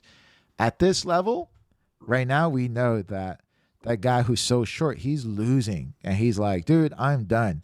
So now he has to reverse his trade and buy and add more power to the buying pressure that's existing. And that's why we have these pops, right? And because it's a 1 minute chart, it's not going to be like a super great pop, but it'll be a pop. And do you see the pops there? Yeah. That's why those pop exist, because the guy who went short went long. He needs to cover his position, and they're going to be a pop. Now, because it's a 1 minute time frame, it's not going to be like astronomical. But if you're able to catch these, the pop is coming, because you're like, all right, are they going to cover? Yeah, they're going to cover. And this is like a mini bear squeeze. Like they're squeezing the bear. All right. And then it comes back a retest right here. MACDs are coming to the end. And then, but if you expect these pops, you're going to be what? Selling into the pop. Does that make sense? No. So if I'm looking at a 1 minute chart, right? So I'm expecting this downward trend. We're at the 50. MACDs are still going higher. Not the most ideal place that I want to get into, right? But if you expect that pop at 44.18 and it's going to pop to 44.24, if you want to scalp it, you can scalp it right away. Because if you're trading options right here, right, during this pop, guess what? There's going to be a lot of option activity there. So the market maker, when he sees a lot of option activity, what's going to happen to options? Do they become more expensive or less expensive? More expensive. There you go. And if we know at that level they're going to be more expensive, and you bought a cheaper option, you can scalp it right away, because you can get like an extra $1, $2 for an overpriced option for that brief moment of time. Right? Now, what I was doing is using that 1 minute chart to let me know when to get out on a 15-minute chart. Oh, okay. I mean, you can do that. You're going to leave a lot of money on the table. Like in the beginning, you will do that. I don't have a lot of time because I'm at work. Yeah, no, I get it. No, I totally get it. If you do that, that's fine. I mean, as long as you lock in those, lock it in. The 1 minute could do that. Also, if you want to if you find that that's working for you, keep doing it. For me, I just found it maybe too emotional. Like I was just like, I couldn't really, I'm like, whoa, like, so if I were to do that on the 1 minute chart, I would do this. Usually what I've been doing, if I'm bored, around 2:30, 2:45, you'll see a nice reaction on these markets. And what I mean by that is, I think this is what, 15:30. So that's what, 2:30? That's 2:30, right? 2:30, because that's 3 o'clock. Yeah. No. Is that 3:30? That's 3:30. This is 4. Yeah, I think that's 3. That's 3, all right? That's 3. Yeah, I don't know. I get confused here. All right, so this is 15 is 3. So 15, 3, right? Because 16 is 4. All right, so 15's 3, right around 2:30, right around here, like 2 o'clock. And this is what I mean, 2 o'clock. You're going to get these moves, right? The algos turn on and you're going to start seeing the market react in some way, shape, or form. Around 2 o'clock, the algos turn on. All right. And you're going to get a direction if you're trading the 1 minute chart, 0 days to expiration, right? So you're just going to trade it real fast. And then once it has the move, you know that the move is going to come to the end. It's going to reverse. So obviously, you want to get into at the 50-day moving average, and you see it swinging down, and then it's going to break through, and then again, it just the moves happen really, really fast, and right around it doesn't always happen, but right around 2 o'clock there's a move, and then there's always a move around 2:45, 3 o'clock there'll be another move, depending on which way the market goes. Okay. It is kind of cool to see though that even off the 1 minute chart, trading your system with the 50 and the MACDs, that move that you just had back here, it looks like it was around 2 o'clock. Yeah. That Oh yeah. even Right there. Yeah, even that move right there, you're still looking at what, like a 15-point drop if you got out right when the MACDs came back to cross again.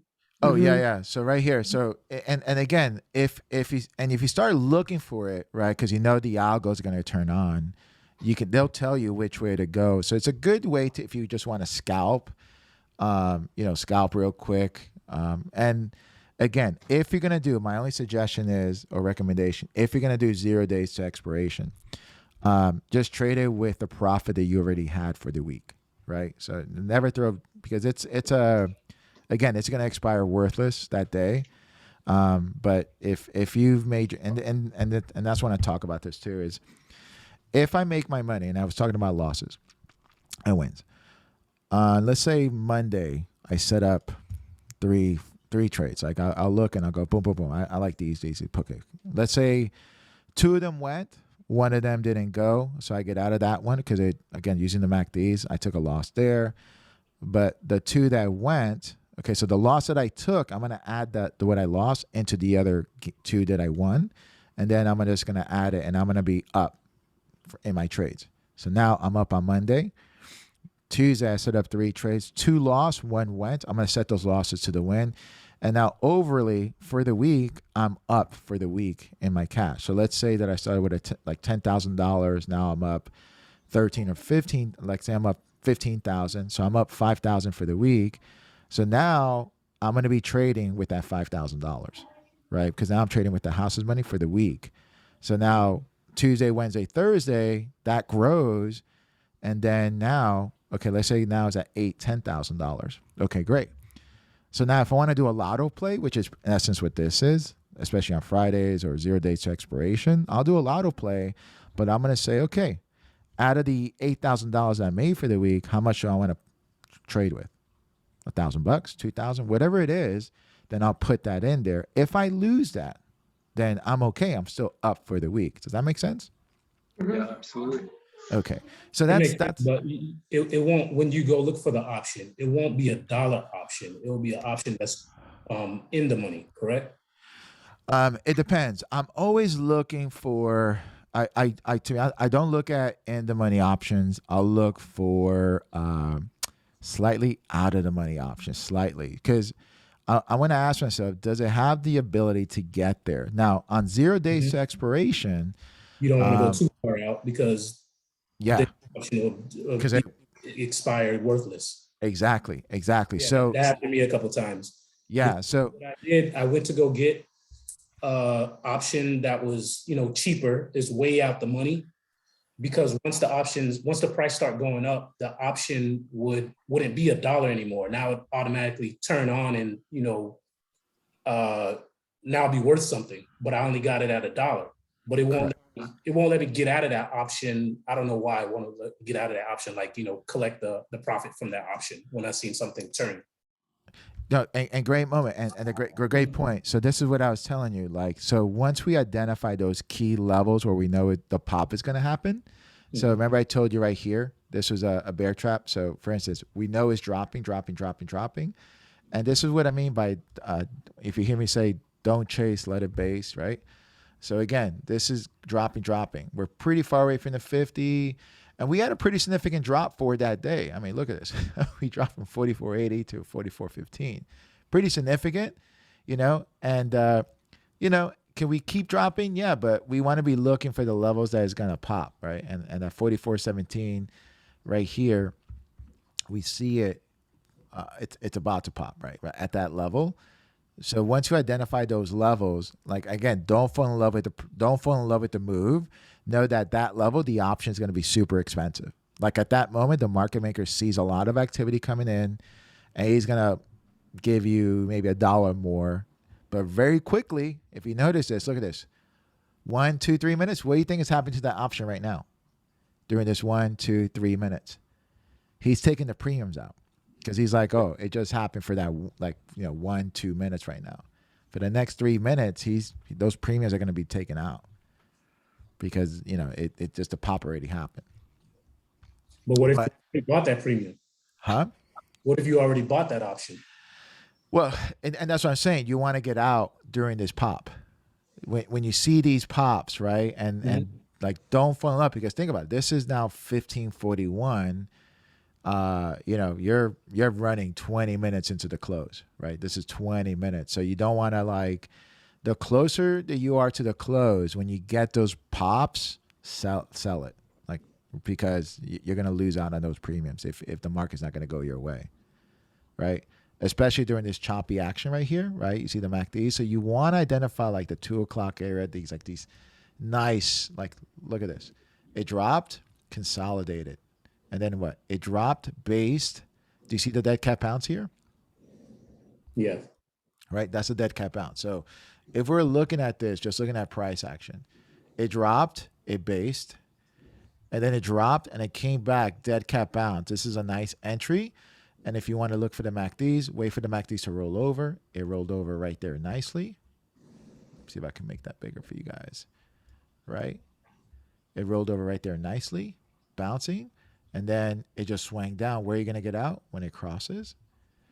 So from 44, right here, from 44.33 to 44.04, nice gains. And then just wait, and then it's going to base. And then again, the main thing what I found out too is that, and I've been through this, is when you get a good win, you have a nice win. Sometimes you want to keep trading because you want more. Sometimes that's not the best decision. Sometimes it's best just to say, yeah, it's to say, you know what? I got a good win. I'm good. Let it set up. Wait for the next setup, right? Just let it set up, right? Just let it set up. I mean, I know it's difficult. It's just walk away, let it set up, walk the dog, play with your kids, something, right? Just walk away, let it set up, and then just, because you want to get those wins. Because that's, I mean, trading is such an emotional game. You're basically you're not only just trading against other people, trying to find out what's the edge in the market. You're also working. You're gonna find out who you are. Like, damn it, I was gambling. Damn it, and again, just that's why I like to trade. I trade the longer time frames. Like this for me, I'll trade on smaller level than I do in the 15-minute time frame or the hourlies, because that's where you're going to get the big wins in the hourlies in the 15-minute time frame.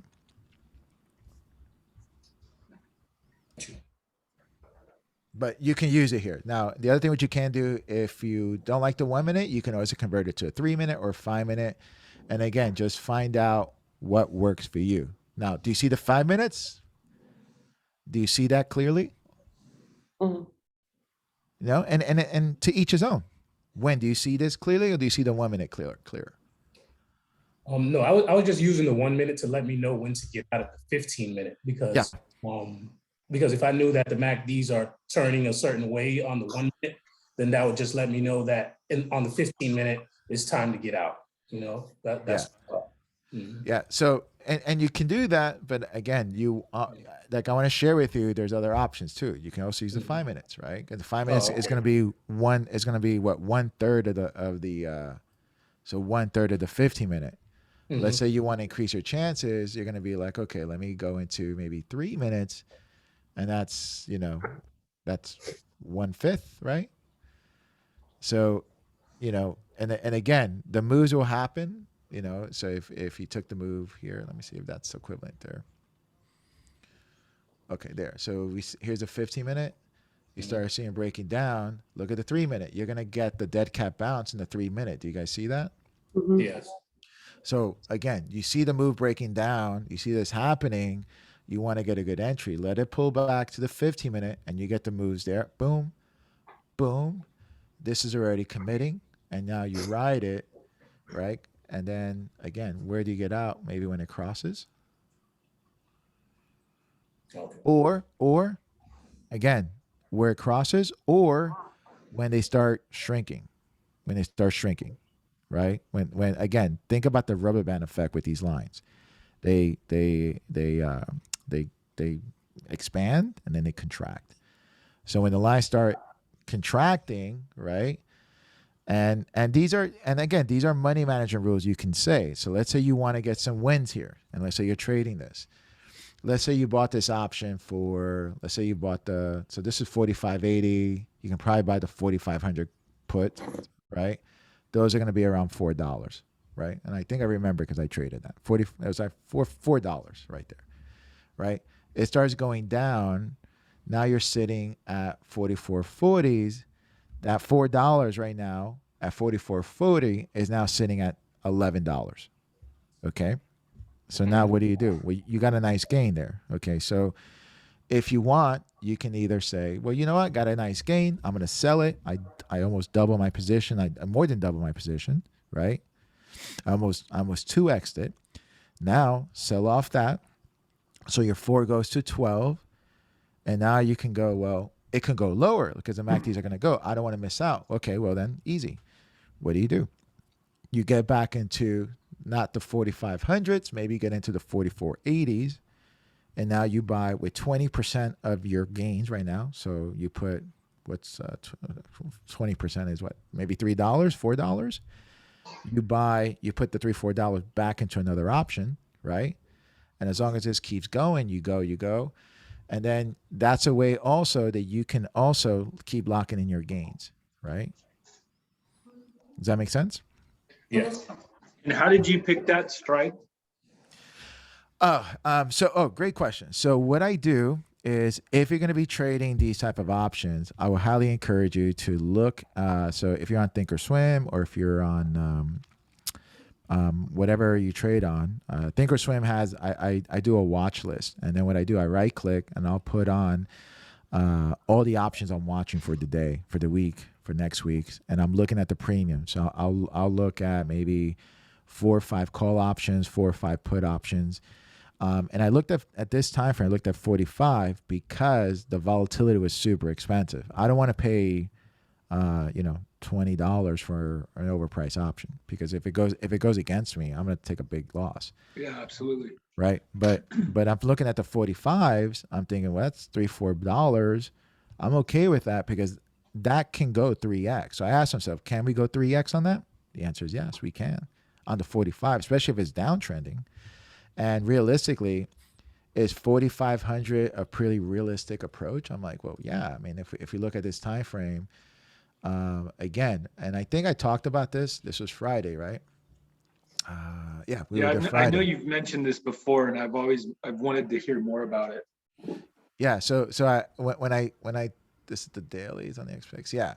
So when I looked at the dailies, I said on Friday, we're probably going to open up lower, and it looks like we're probably going to touch when price is really close to a pretty significant moving average. More than likely, it's going to be draw to it. Okay. So 44.30, and I think we opened up, this was Friday. I said 44.30, we're going to go there. So right off the bat, if I know that that's a probably area we're probably going to go to it, I'm not just going to jump into an option, but if I'm looking for a setup throughout the day, then I'm like, oh, okay, so 44.30 is pretty realistic.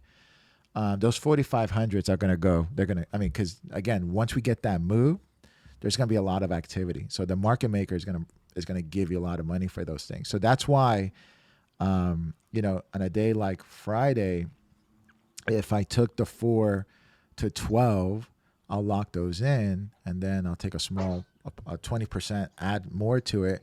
Eventually, guys, if you keep trading that way, you're still going to be locking in those gains. Eventually, the last put is going to be worthless, right? It just but you're okay with that because it's net, right? Because you're getting into this position. Boom, I'm out. Boom, I'm in. Boom, I'm in. But overall, don't worry about the losses because if you did this right, you got, let's say you got this from 4 to 12, and then you bought another option. You put 4 into that, and that went to 10, right? So now you made 12, you made 10, you're at 22. And now the last leg, you're like, okay, I'm going to put another 5 into it. And then that one goes to crap. Well, okay, so what did you make?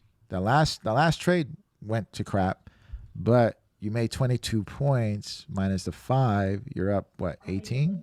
Or, does that make sense? Or no, Yeah, 19, absolutely. right? So that's just net. Instead of you in a position and letting it ride, and then you're freaking out because you're watching the account. You're like, oh my God, I want to get out. And then the main thing, you want to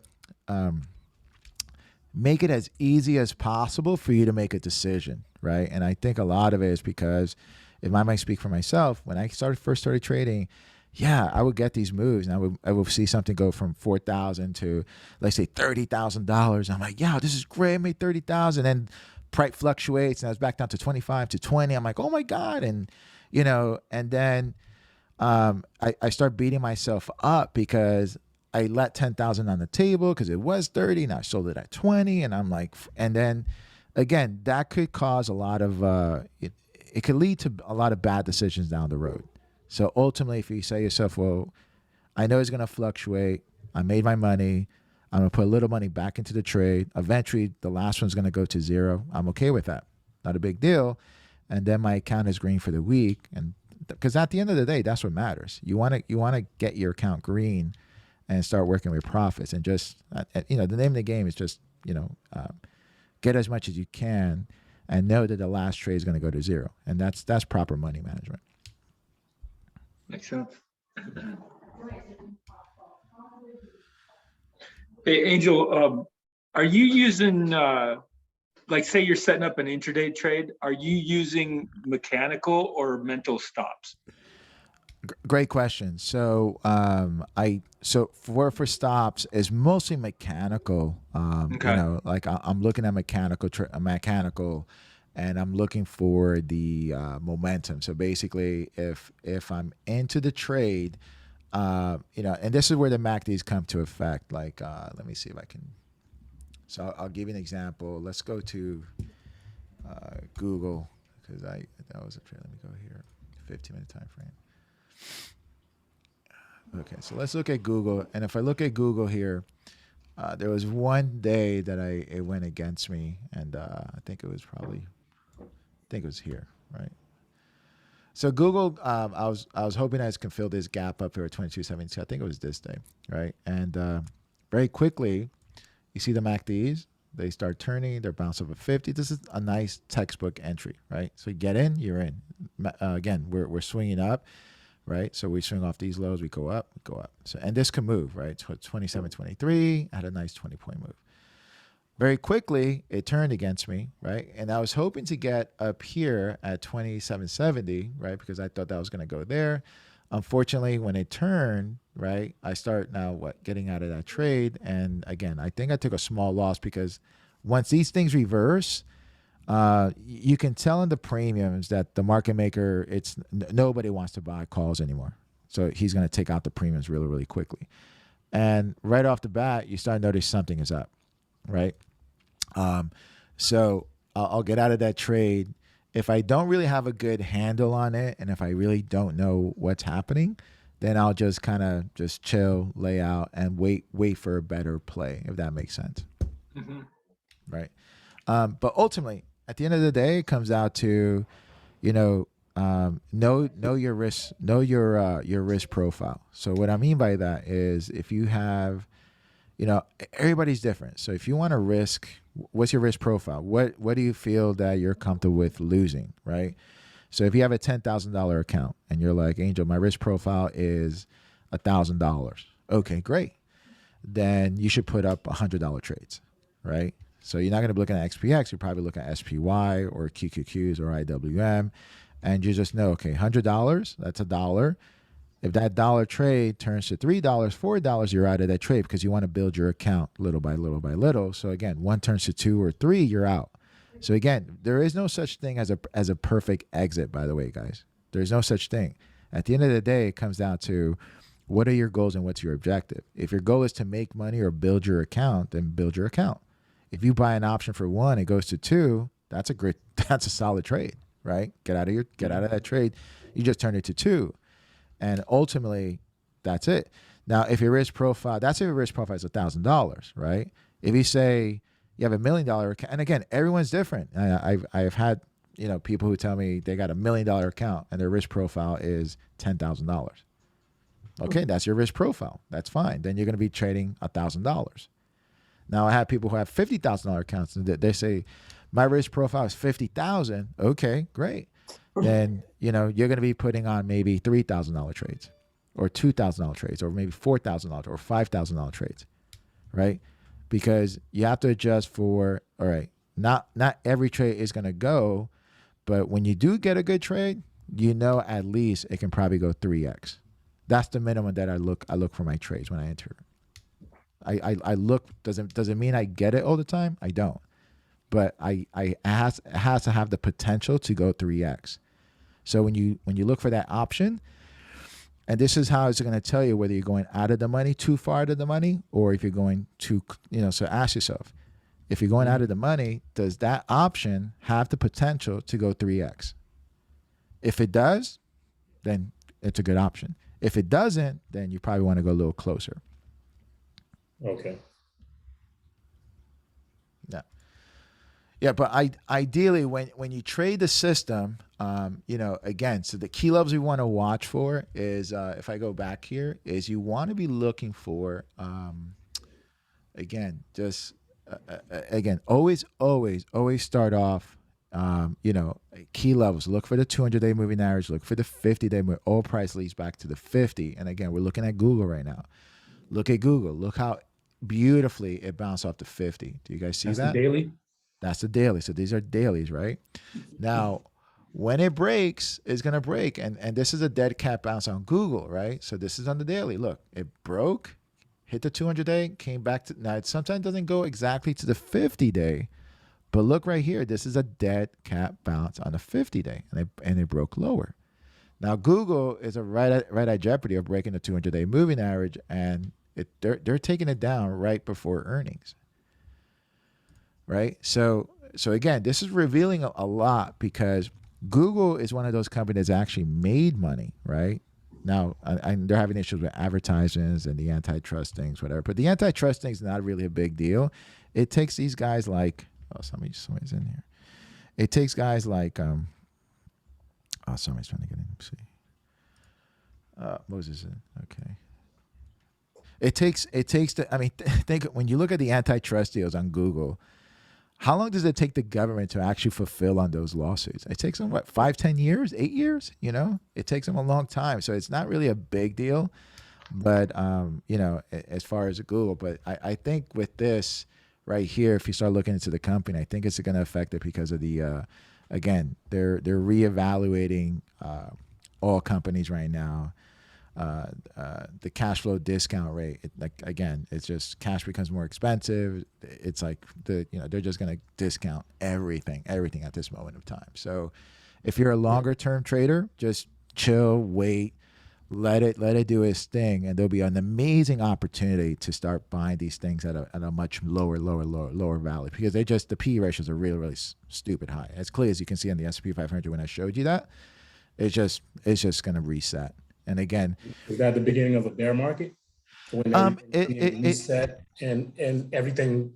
You said that the S&P follows the 50-day, but it hasn't followed in a long time since 2020 with all the money that's being pumped into the economy and stuff. Are they trying to get everything back to normal? Well, yeah, it just needs to reset. So when you look at, and so here's the other thing too, and raising interest rates is not as easy as people think it is, right? Because the U.S. debt is astronomical, right? And what you have to think about that, if we raise interest rates, we're also raising interest rates on the amount of on our own debt that we have to pay back, right? So right now the U.S. debt is on a short-term interest rate because I think the short term is at 0.0025, whatever it is, right? So it's nothing. So I think that what we wanted to see basically if they convert that short-term debt into like a 30-year debt, which is sitting right now a little bit over 2%, then yeah, it's gonna cost you more. I mean, but now you have that debt on a fixed rate, right? So the debt that we owe is gonna be on a fixed rate. So we're not right now. We're at jeopardy. And this is why you see a lot of these volatile movements. You see the jeopardy of interest rates anytime we hike. We go haywire. But I think that's the only. Is Powell gonna do that? Not sure. But I think that's the only thing that can probably, because we have to resolve this issue. Is it going to happen? Are they going to print more money? They already printed a lot of money. Again, like from 2000, from 20, this is 40% of all dollars ever printed in the U.S. has been in the last, since 2020. Yeah, I'm always hearing that. People saying that all the time. Yeah. So you have to understand, it's like, okay, and we're at 100% GDP at this moment. So GDP numbers comes out on Thursday and Friday. And so what resolutions do we have moving forward, right? That's the biggest thing. Now, raising interest rates, it is going to reset everything, right? So if you tell me there's a reset, yeah, there's probably is going to reset everything, like PE ratios. And this is why you see, look at, so I'm going to show you here. Here's the XPX. Let's look at the NDX, right? Look at the NDX. And again, so this is more prone to tech. So tech, higher interest rates, not really good. So tech usually gets affected, and it's starting to decline, right? So this was a clue. If you're in tech, right, then when we start breaking the 50-day and you see that dead cat bounce, they're unloading right now, right? This is why it's very important to pay attention to the overall indices, because this is going to give you the market sentiment. Like it's going to give you, okay, so it's like almost like what's the weather forecast for today, right? So this is why when we start the day, we always want to know what's the NDX, XPX, Russell doing, right? Where are they at?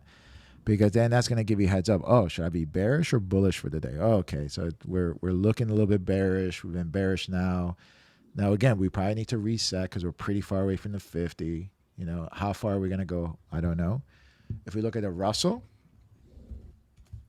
look at the Russell's collapsing.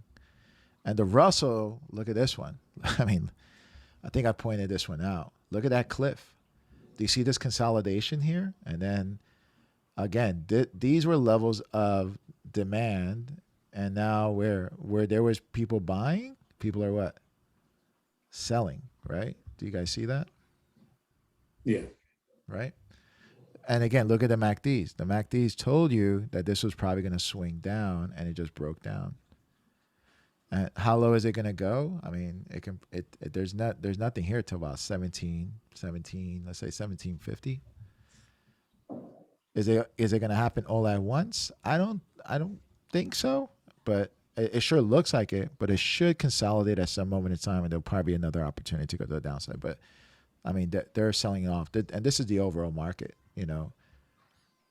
So this just tells you that, hey, you probably want to go into cash, and again, invest in companies that once this reset happens, invest in companies that actually make money and that have zero debt, because those are the ones that are going to do very, very well in the long run.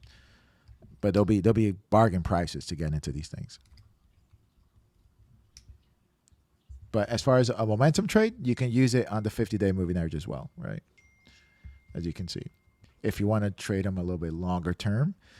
Now, if you're going to trade them in this time frame, just, again, buy yourself a month, 2 months. Again, it might cost you a little bit more, and then you don't have to micromanage it as much. So ideally, if you're going to trade this time frame, then I'm going to recommend probably look at the dailies, and then you're going to be looking at, this is daily, so let me go to browse. Oh, let me do this. Okay, simple too. Okay, if you're looking at the dailies, then we're going to be looking at, not the 3 minutes, you're going to be looking at the hourlies, right? And then the hourlies is going to give you a heads up when to trade at. Do you guys see this now?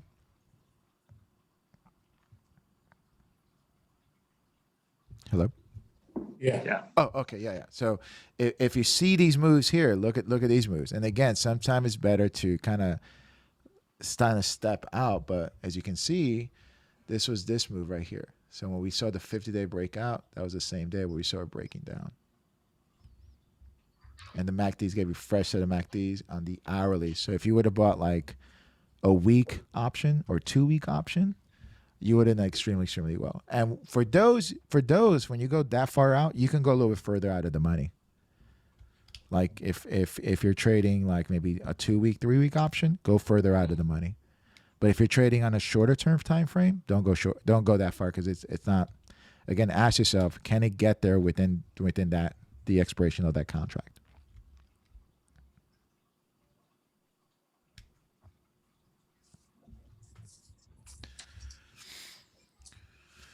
So ultimately, I guess, what are we looking at? Just wanted to share with you guys for today the importance of the 50-day moving average. Did you guys get how important that is in this system, that all prices always lead back to the 50? Absolutely. Okay. Yes. Yeah. Okay. So that's ideally, that was the main purpose for this. I wanted to just demonstrate that to you guys, because if we eliminate the MACDs, and the MACDs are a very powerful tool, but what we want to do is, most important, just say, okay. And the first question of this system is, if you're going to enter it into the trade, always ask yourself, are you at the highest probability entry, which is the 50-day moving average? Okay. If you're not, just either don't take the trade and realize there's a lower probability and just wait for the next setup. Now, I'm showing you on the dailies that on the dailies, you have to wait a little bit. On the hourlies, you realize that, those moves, you're probably going to have to wait a little bit longer, but those moves are going to be pretty significantly. If you're doing the 50-minute time frame, and this is why I trade the 50-minute, is because, do you see how we get these moves? Boom, you enter the trade right there, and that happened on January 13th. The next one, again, and when you get these moves here, what happens is the next day it rallies lower. As long as we remain below the top of where we open, then more likely that's still going to continue down, as long as the MACDs give you that heads up. But that's how we trade there. And then you just trade them every time it hits the 15, boom, right? And then right now we're too far away. So ideally, what are we looking for tomorrow? So tomorrow, if we rally up here tomorrow, right, and we rally right into that 44.80, 44.75, somewhere in there, we're going to see how the MACDs react, and we're going to be looking to see for, a potential play either up or down. So as far as supply areas, where do you see where the supply areas is from Friday, or supply? Do you guys see this as a supply area right there? Yeah, absolutely. Okay. The So supply is going to be away from the 50, right? So yeah. So if we look here, so again, the other thing also, you want to know where the range is. So that's why I draw those boxes. If we go to Nicholas Darvis, so those boxes, I draw them in myself. You want to know what the range is for the day, because that's going to give you like a little heads up. So when I draw these boxes, I'm going to draw the boxes from the whole range of the day, right? So now, what is the box telling me? Well, easy. They sold it off there at 44.95. Where did they buy it? Well, they bought it here at 43.95. There's a 100-point move there. So we're at the 50. We don't want to take the trade downward right now. Why? Well, we're pretty far away from the 50. Do you guys see that? So we don't want to take the trade there. And they bought it here. So are they going to buy it here? It could go lower. Let it drop. But it is going to come back up. So let it set up to the 50-day moving average. Once it sets up at the 50 and we got the MACD set up, then that is going to be the highest probability trade. And you want to be patient. Just be patient. Wait on your hands. You don't need to trade every day. But once you see that setup, you got it. That's why I look at, that's why I'm looking at, 30 volatile stocks. And I'm looking for the setups. If I don't have the setup on one stock, I might look at another one and see if there's a setup there, but I'm looking for a specific setup. So, and the specific setup that we're looking for is right here. If I were to draw here, catches the 50. boom, boom. Do you guys see that setup? Let me see if I can make that. That is the textbook. your mouth is drooling setup right there, right? Because you know that that's going to be money, right? Like when you see, and this is what I mean, just wait for that setup. It happens, right? It happens a lot. So again, where was the other setup? It happened here. It wasn't as perfect, but it happened here too, right? Boom, it happened there, right? And then it happened right there. Let me see. It happened. Okay, that one happened right here. So again, when it broke zero, gave you a new setup right at the open. Do you guys see that? Yeah. Okay, so these setups do happen when you see it to the downside. Now, what do we expect? So we want this right now. Do I like this? Nah, I don't like it. You know, I want to make money. I know you guys want to make money too, right? So what do? We wait for it to come back down. It's going to meet the 50. It always does. Look at this. It might take a day or two. You know, it might happen tomorrow.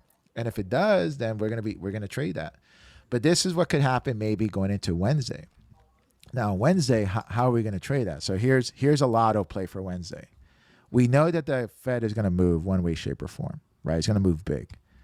So Wednesday, if you want to do 0 days to expiration, or if you want to add a week, whatever you want to do, you can actually buy a call and buy a put, right, out of the money right before Powell, like maybe 2 o'clock, maybe 1:30, right? And just let's say that it costs you maybe $2, $4, whatever it costs for both of them, maybe $5 at total. But you know that on Powell is going to move, right? Now, here's the thing what's going to happen. At 2 o'clock, when the announcement happens, the market's going to get all freaked out. It moves up and down. It's going to move a lot. And then around 3 o'clock, 3:15, it's going to pick a direction. It's going to go for the whole day, right? Now, one of those options are going to be, they're not going to be worthless. But the other one is going to gain a lot of value. So you said around 2:15? Around, no. So Powell speaks at 2. Powell speaks at 2. Around 1:30, 1:15, start looking at the options and look for out of the money options around like maybe total, maybe $1, $2 out of the money because they're going to move, right? And you're going to start noticing that. And so this play is called a strangle. So it's where you expect a big move. And so traders are going to take a put position and a call position. One of those are going to hit. One of those are going to hit. You And don't it's know going to which. hit like around 2:15. You'll notice the which way it's going to go. Well, okay. So What do you if this works like previous events, around 2 to when Powell makes the announcement, 2 to 2:15, the market's going to go up or down. It's going to move. It's going to move 50 points up or down. You'll see it. You're going to freak out. Don't react on unless you have a big profit. If you bought it at 2 and it goes to 50, yeah, sell it, right? I mean, like if you buy an option for $2, it goes to 15, sell it. I mean, you made that's a pretty significant win, right? But let's say it goes up to like 5 or 6, and you're like, man, I don't know which way it's gonna go. Because remember, our opinions don't matter. What matters is what does the overall market gonna think, and it's gonna move. But it's just going to fluctuate because people are going to be like freaking out. Around 2:30, 2:45, the market's going to pick a direction and it's going to run. It's going to run one way, shape, or form. That has been the tendency for Powell after Powell speaks. Usually the first half hour, the market's going to be what the heck happened, and then it's going to move. So would you say, because I've traded the FOMC several times, would you say that like on average, are you probably buying like 20 points out of the money? For that day with the VIX this high, Yeah. So the VIX right now is pretty high. So if the VIX dies down a little bit, and I suspect that probably the VIX should die down a little bit, maybe again 29. If it can come down to even 26. It depends. I'm going to be looking at, maybe 50 points out to 80 points out. That's the range I'll be looking at because Awesome. it can move 100 points.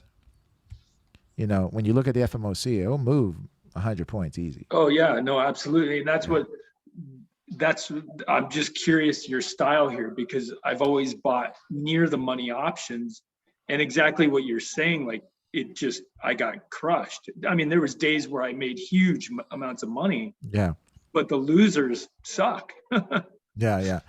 And that's the other thing too. Like if you see a big gain, because there will be a huge volatility mix, but it's gonna give it right back. So I mean, it just for the first 15 minutes, it's like the market goes haywire. It's like it freaks out. So the market maker doesn't know what to do because there's so much demand. Like, so he doesn't know what to do. He's just pressing the the premium button, making stuff really, really expensive, right?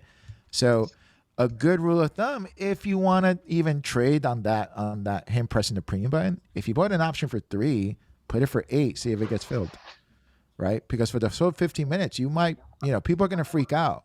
But it's going to whipsaw a lot of traders, right? Right. Because for the first 15, 20 minutes, it fluctuates so much that normally a brand new trader is going to be like, oh my God, my option just went from 3 to 15. It can go to 30. It can go to 40. That's going to kill you, right?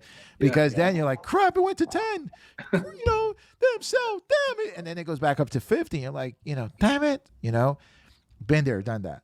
So just know for the first 15, 20 minutes, the market maker is going to freak out. So it's not going to pick a direction. 230, 245, you'll get the direction. So again, you have to kind of wait 40, 30, 45 minutes, which could be grueling, especially if you're watching the 1 minute chart, right? You'll be It pulling is fun your to hair. watch, though. It is crazy. how the market Absolutely. reacts. But and if you're gonna trade that, just trade with a smaller amount, so you don't have to don't put your whole boat on it. Just Right. trade a smaller amount. I mean, man, it's those trades you can make some nice money on those days like that. Yeah, no, absolutely. Yeah. So I love watching the shorter time frames when he's actually speaking and taking questions, because you can literally see the craziness in the market, in the candles. Yeah, and so the market's gonna be looking at him for statements like, is he gonna be hawkish? What's he saying? The last time he came out, when he did a testimony, he was very dovish. He was very he wanted to please the market. He kind of knew what was happening, but he and again, it was his testimonial, right? So he's not gonna crash the market on his testimonial, but this time around, it's a different thing. And if we hear what the banks have said last week during earnings, they weren't very positive, right? JP Morgan wasn't positive. Citibank wasn't positive. They're all echoing the same thing. They're saying what? Costs are high. Everybody's saying the same thing. Costs are high, costs are high, costs are high. So, and they're all expecting 3 to 4 rate hikes this year. Now, they only said 1. They said 1 rate hike. So that's why we're having this type of reaction, because this earnings this week was all about the banks, and they're all saying the same thing. I think the only one that was a little bit more positive, I think it was Bank of America. But I mean, it wasn't like super positive. It was like, okay, but again, I think for the next quarter or two, I think Jamie Dimon said prosperity is over for the next 6 to 8 months in the U.S. Right. That's doom and gloom. Well, it's.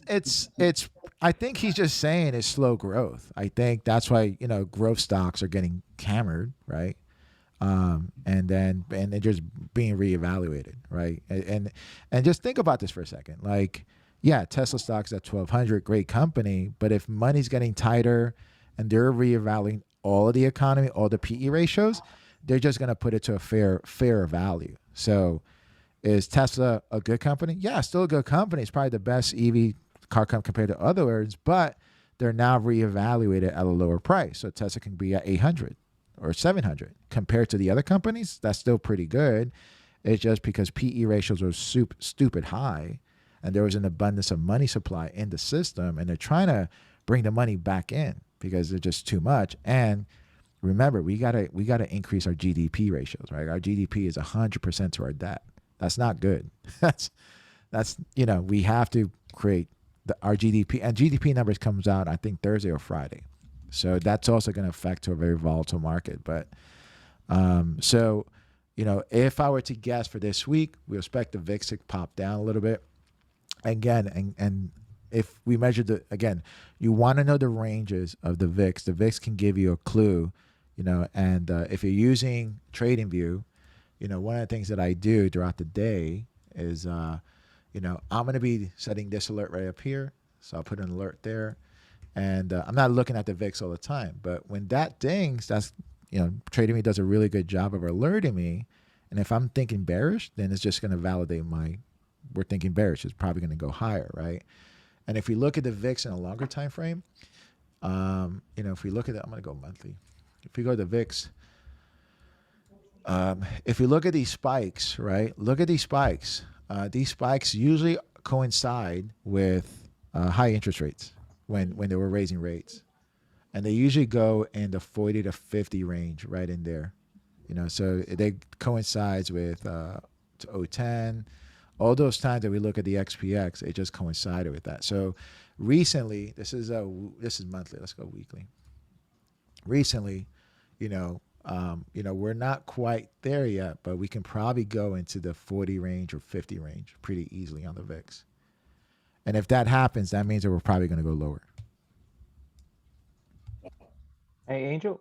Yep. Hey, on that strangle discussion there, you said you should do it either for day of expiration at this Wednesday or a week out, and both absolutely. the put and call call. side should be within the $1 to $2 contract side, or because I thought you said $5 also. Well, I don't know what the prices are going to be because it's going to be at the mercy of where the VIX is at, right? Before, Yeah, I'm just looking at the before market close prices, what it was, just to get an idea on sort of price range for the. Yeah. So if we look at those, depending on how comfortable you feel, if you feel good at 0 days to expiration, then I will probably be looking. They're going to be a little cheaper. So I'm going to be looking probably at most, maybe $4, $5 at most. Maybe put $10 total into the play. If I can get them for $1 or $5, I don't think I will, but there's always a possibility. You're going to see it go because remember, he goes on at 2. Right around 130, 115, those options are going to start at 130, 145. They're going to be getting more expensive, right? Because we're getting closer to the price action. We're getting closer to the announcement. Market maker's not dumb. He's going to be like, well, I'm going to, there's going to be some demand in there. So look at him at 130. So what I would suggest is probably look that day, put 5 call options on your screen and 5 put options and watch them. Watch the premiums on them. And then if you're using Thinkorswim, you can put the low and high of the day on your screen, and it'll tell you the low of the option premiums and the high they've been trading all day. So you can look at it from that point of view, and then look at the MACDs as they are turning, and that's another way that you can also use that as well. And I'll share that with you as well. I'll probably share that with you not next week, but the following week. I'll share that with you going into how to really look at option premiums to make a better decision which one to get into.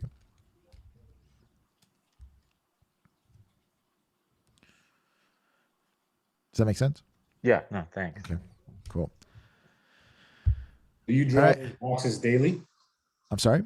Do you draw those boxes? Like you said, Nicholas Darvis. Yeah. So the boxes I draw daily, and again, if you look at my XPX, I trade this often, you can tell. So I draw these dailies on the hourlies, and the 15-minute time frame I use there's a market profile. I just started doing this, so I'm back testing this right now, and I'll show you the results with that.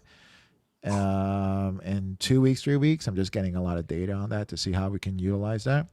But I'm almost done with that. But right now, the boxes are drawn, and the boxes are really, really simple. It's just a way of telling you what's the range of the day, right? And if you're trading an underline, you want to know the ranges of the day of the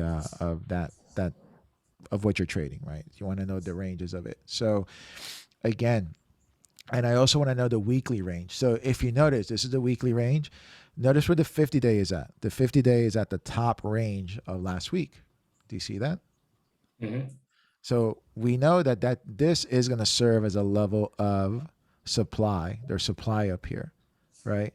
And the 50 days is a level of supply all the time. So now, do we need to come back up? Well, we probably need to come back up. And then if you go to the ES1 on or ES forward slash on the E-minis, you know, it's the same thing, right? We're probably going to, and they're closed right now, but basically what you want to look at another level, and this, I talked about this too, at 4 a.m., which is right here, 4 a.m., you always want to draw a line on your 4 a.m. futures, right? Always draw the line at the 4 a.m. futures at the top, because that's going to serve as a level of supply or demand always, right? This is where the global markets open. So right now, as you can see, E-minis, that served as a level of supply going into Friday. So you can see that if we break above that, we're probably going to be bullish for the day. So what I mean by break and hold will be bullish. But if we can't break above that, we're probably going to be bearish for the day. So that's another little insider trick that you can do when you're looking at the futures. And then when you look at futures, always add another like around 10 points to the XPX, and that's where we're going to open.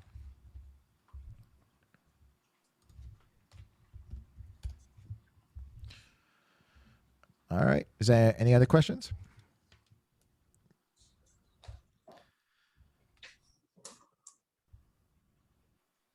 All right. Well, guys, today was really, was really about the 50-day moving average. Just wanted to share you with that, the MACDs.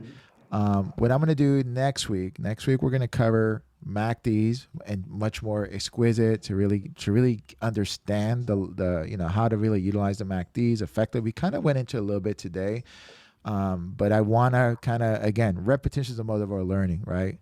And what we're going to do, we're going to analyze. So what I want you to do for next week, I want you to, like, all your trades that you have taken for the week, let's look at those and let's like reevaluate those trades. And that way, that's what we're going to learn also. So, do you guys have a trading journal?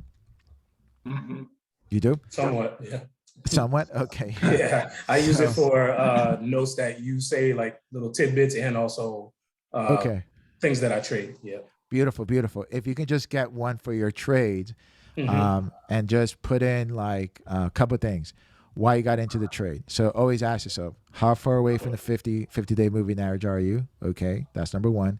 Secondly, ask yourself, does the MACD support your position, right?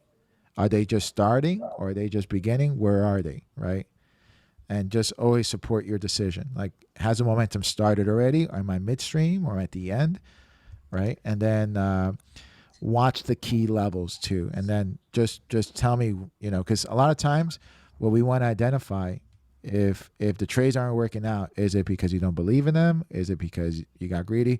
Because a lot of times we're gonna be working on emotional things, because everybody's gonna be different, right? Mhm. If there's gonna be some of you that are gonna be pulling the trigger right away, like like, yes, it's going down, right? And there's gonna be somebody that are gonna be waiting a lot to pull the trigger, like analysis paralysis or whatever it is.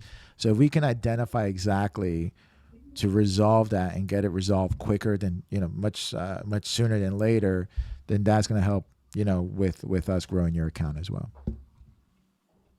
Cool. Make sense? Yep, definitely. Yeah. All right, guys. So it's 1:23. We had a good session. You guys had a good session today? It was great. All Yeah, right. I learned a lot. Mhm. Thank you. So I'm gonna put this. It's gonna be recorded. I'm gonna email you this session, so you'll have it. You can download it as well if you want to go over it. And then I'll see you guys tomorrow morning and next week. Sounds good? Good deal. Yeah. Thanks. No problem. All right, Moses, I know you're Thanks, on there. Angel. All right. And Moses, I know you came in late, so I'll send this to you as well. And then Perfect. tonight, I'm gonna send out just the market forecast for the week. I'll make sure you guys have that today. I'm gonna dive in. That should be out by 8:39, and you'll have like my playbook for the weekly playbook. You'll have that as well. Awesome. Okay. Thanks, All right, guys. All right. Have a good Sunday, and I'll see you guys. I'll see you guys tomorrow. All right. Thanks, Angel. All right. Thank Take you. care. Take All it right. easy. Bye. Bye. Yeah.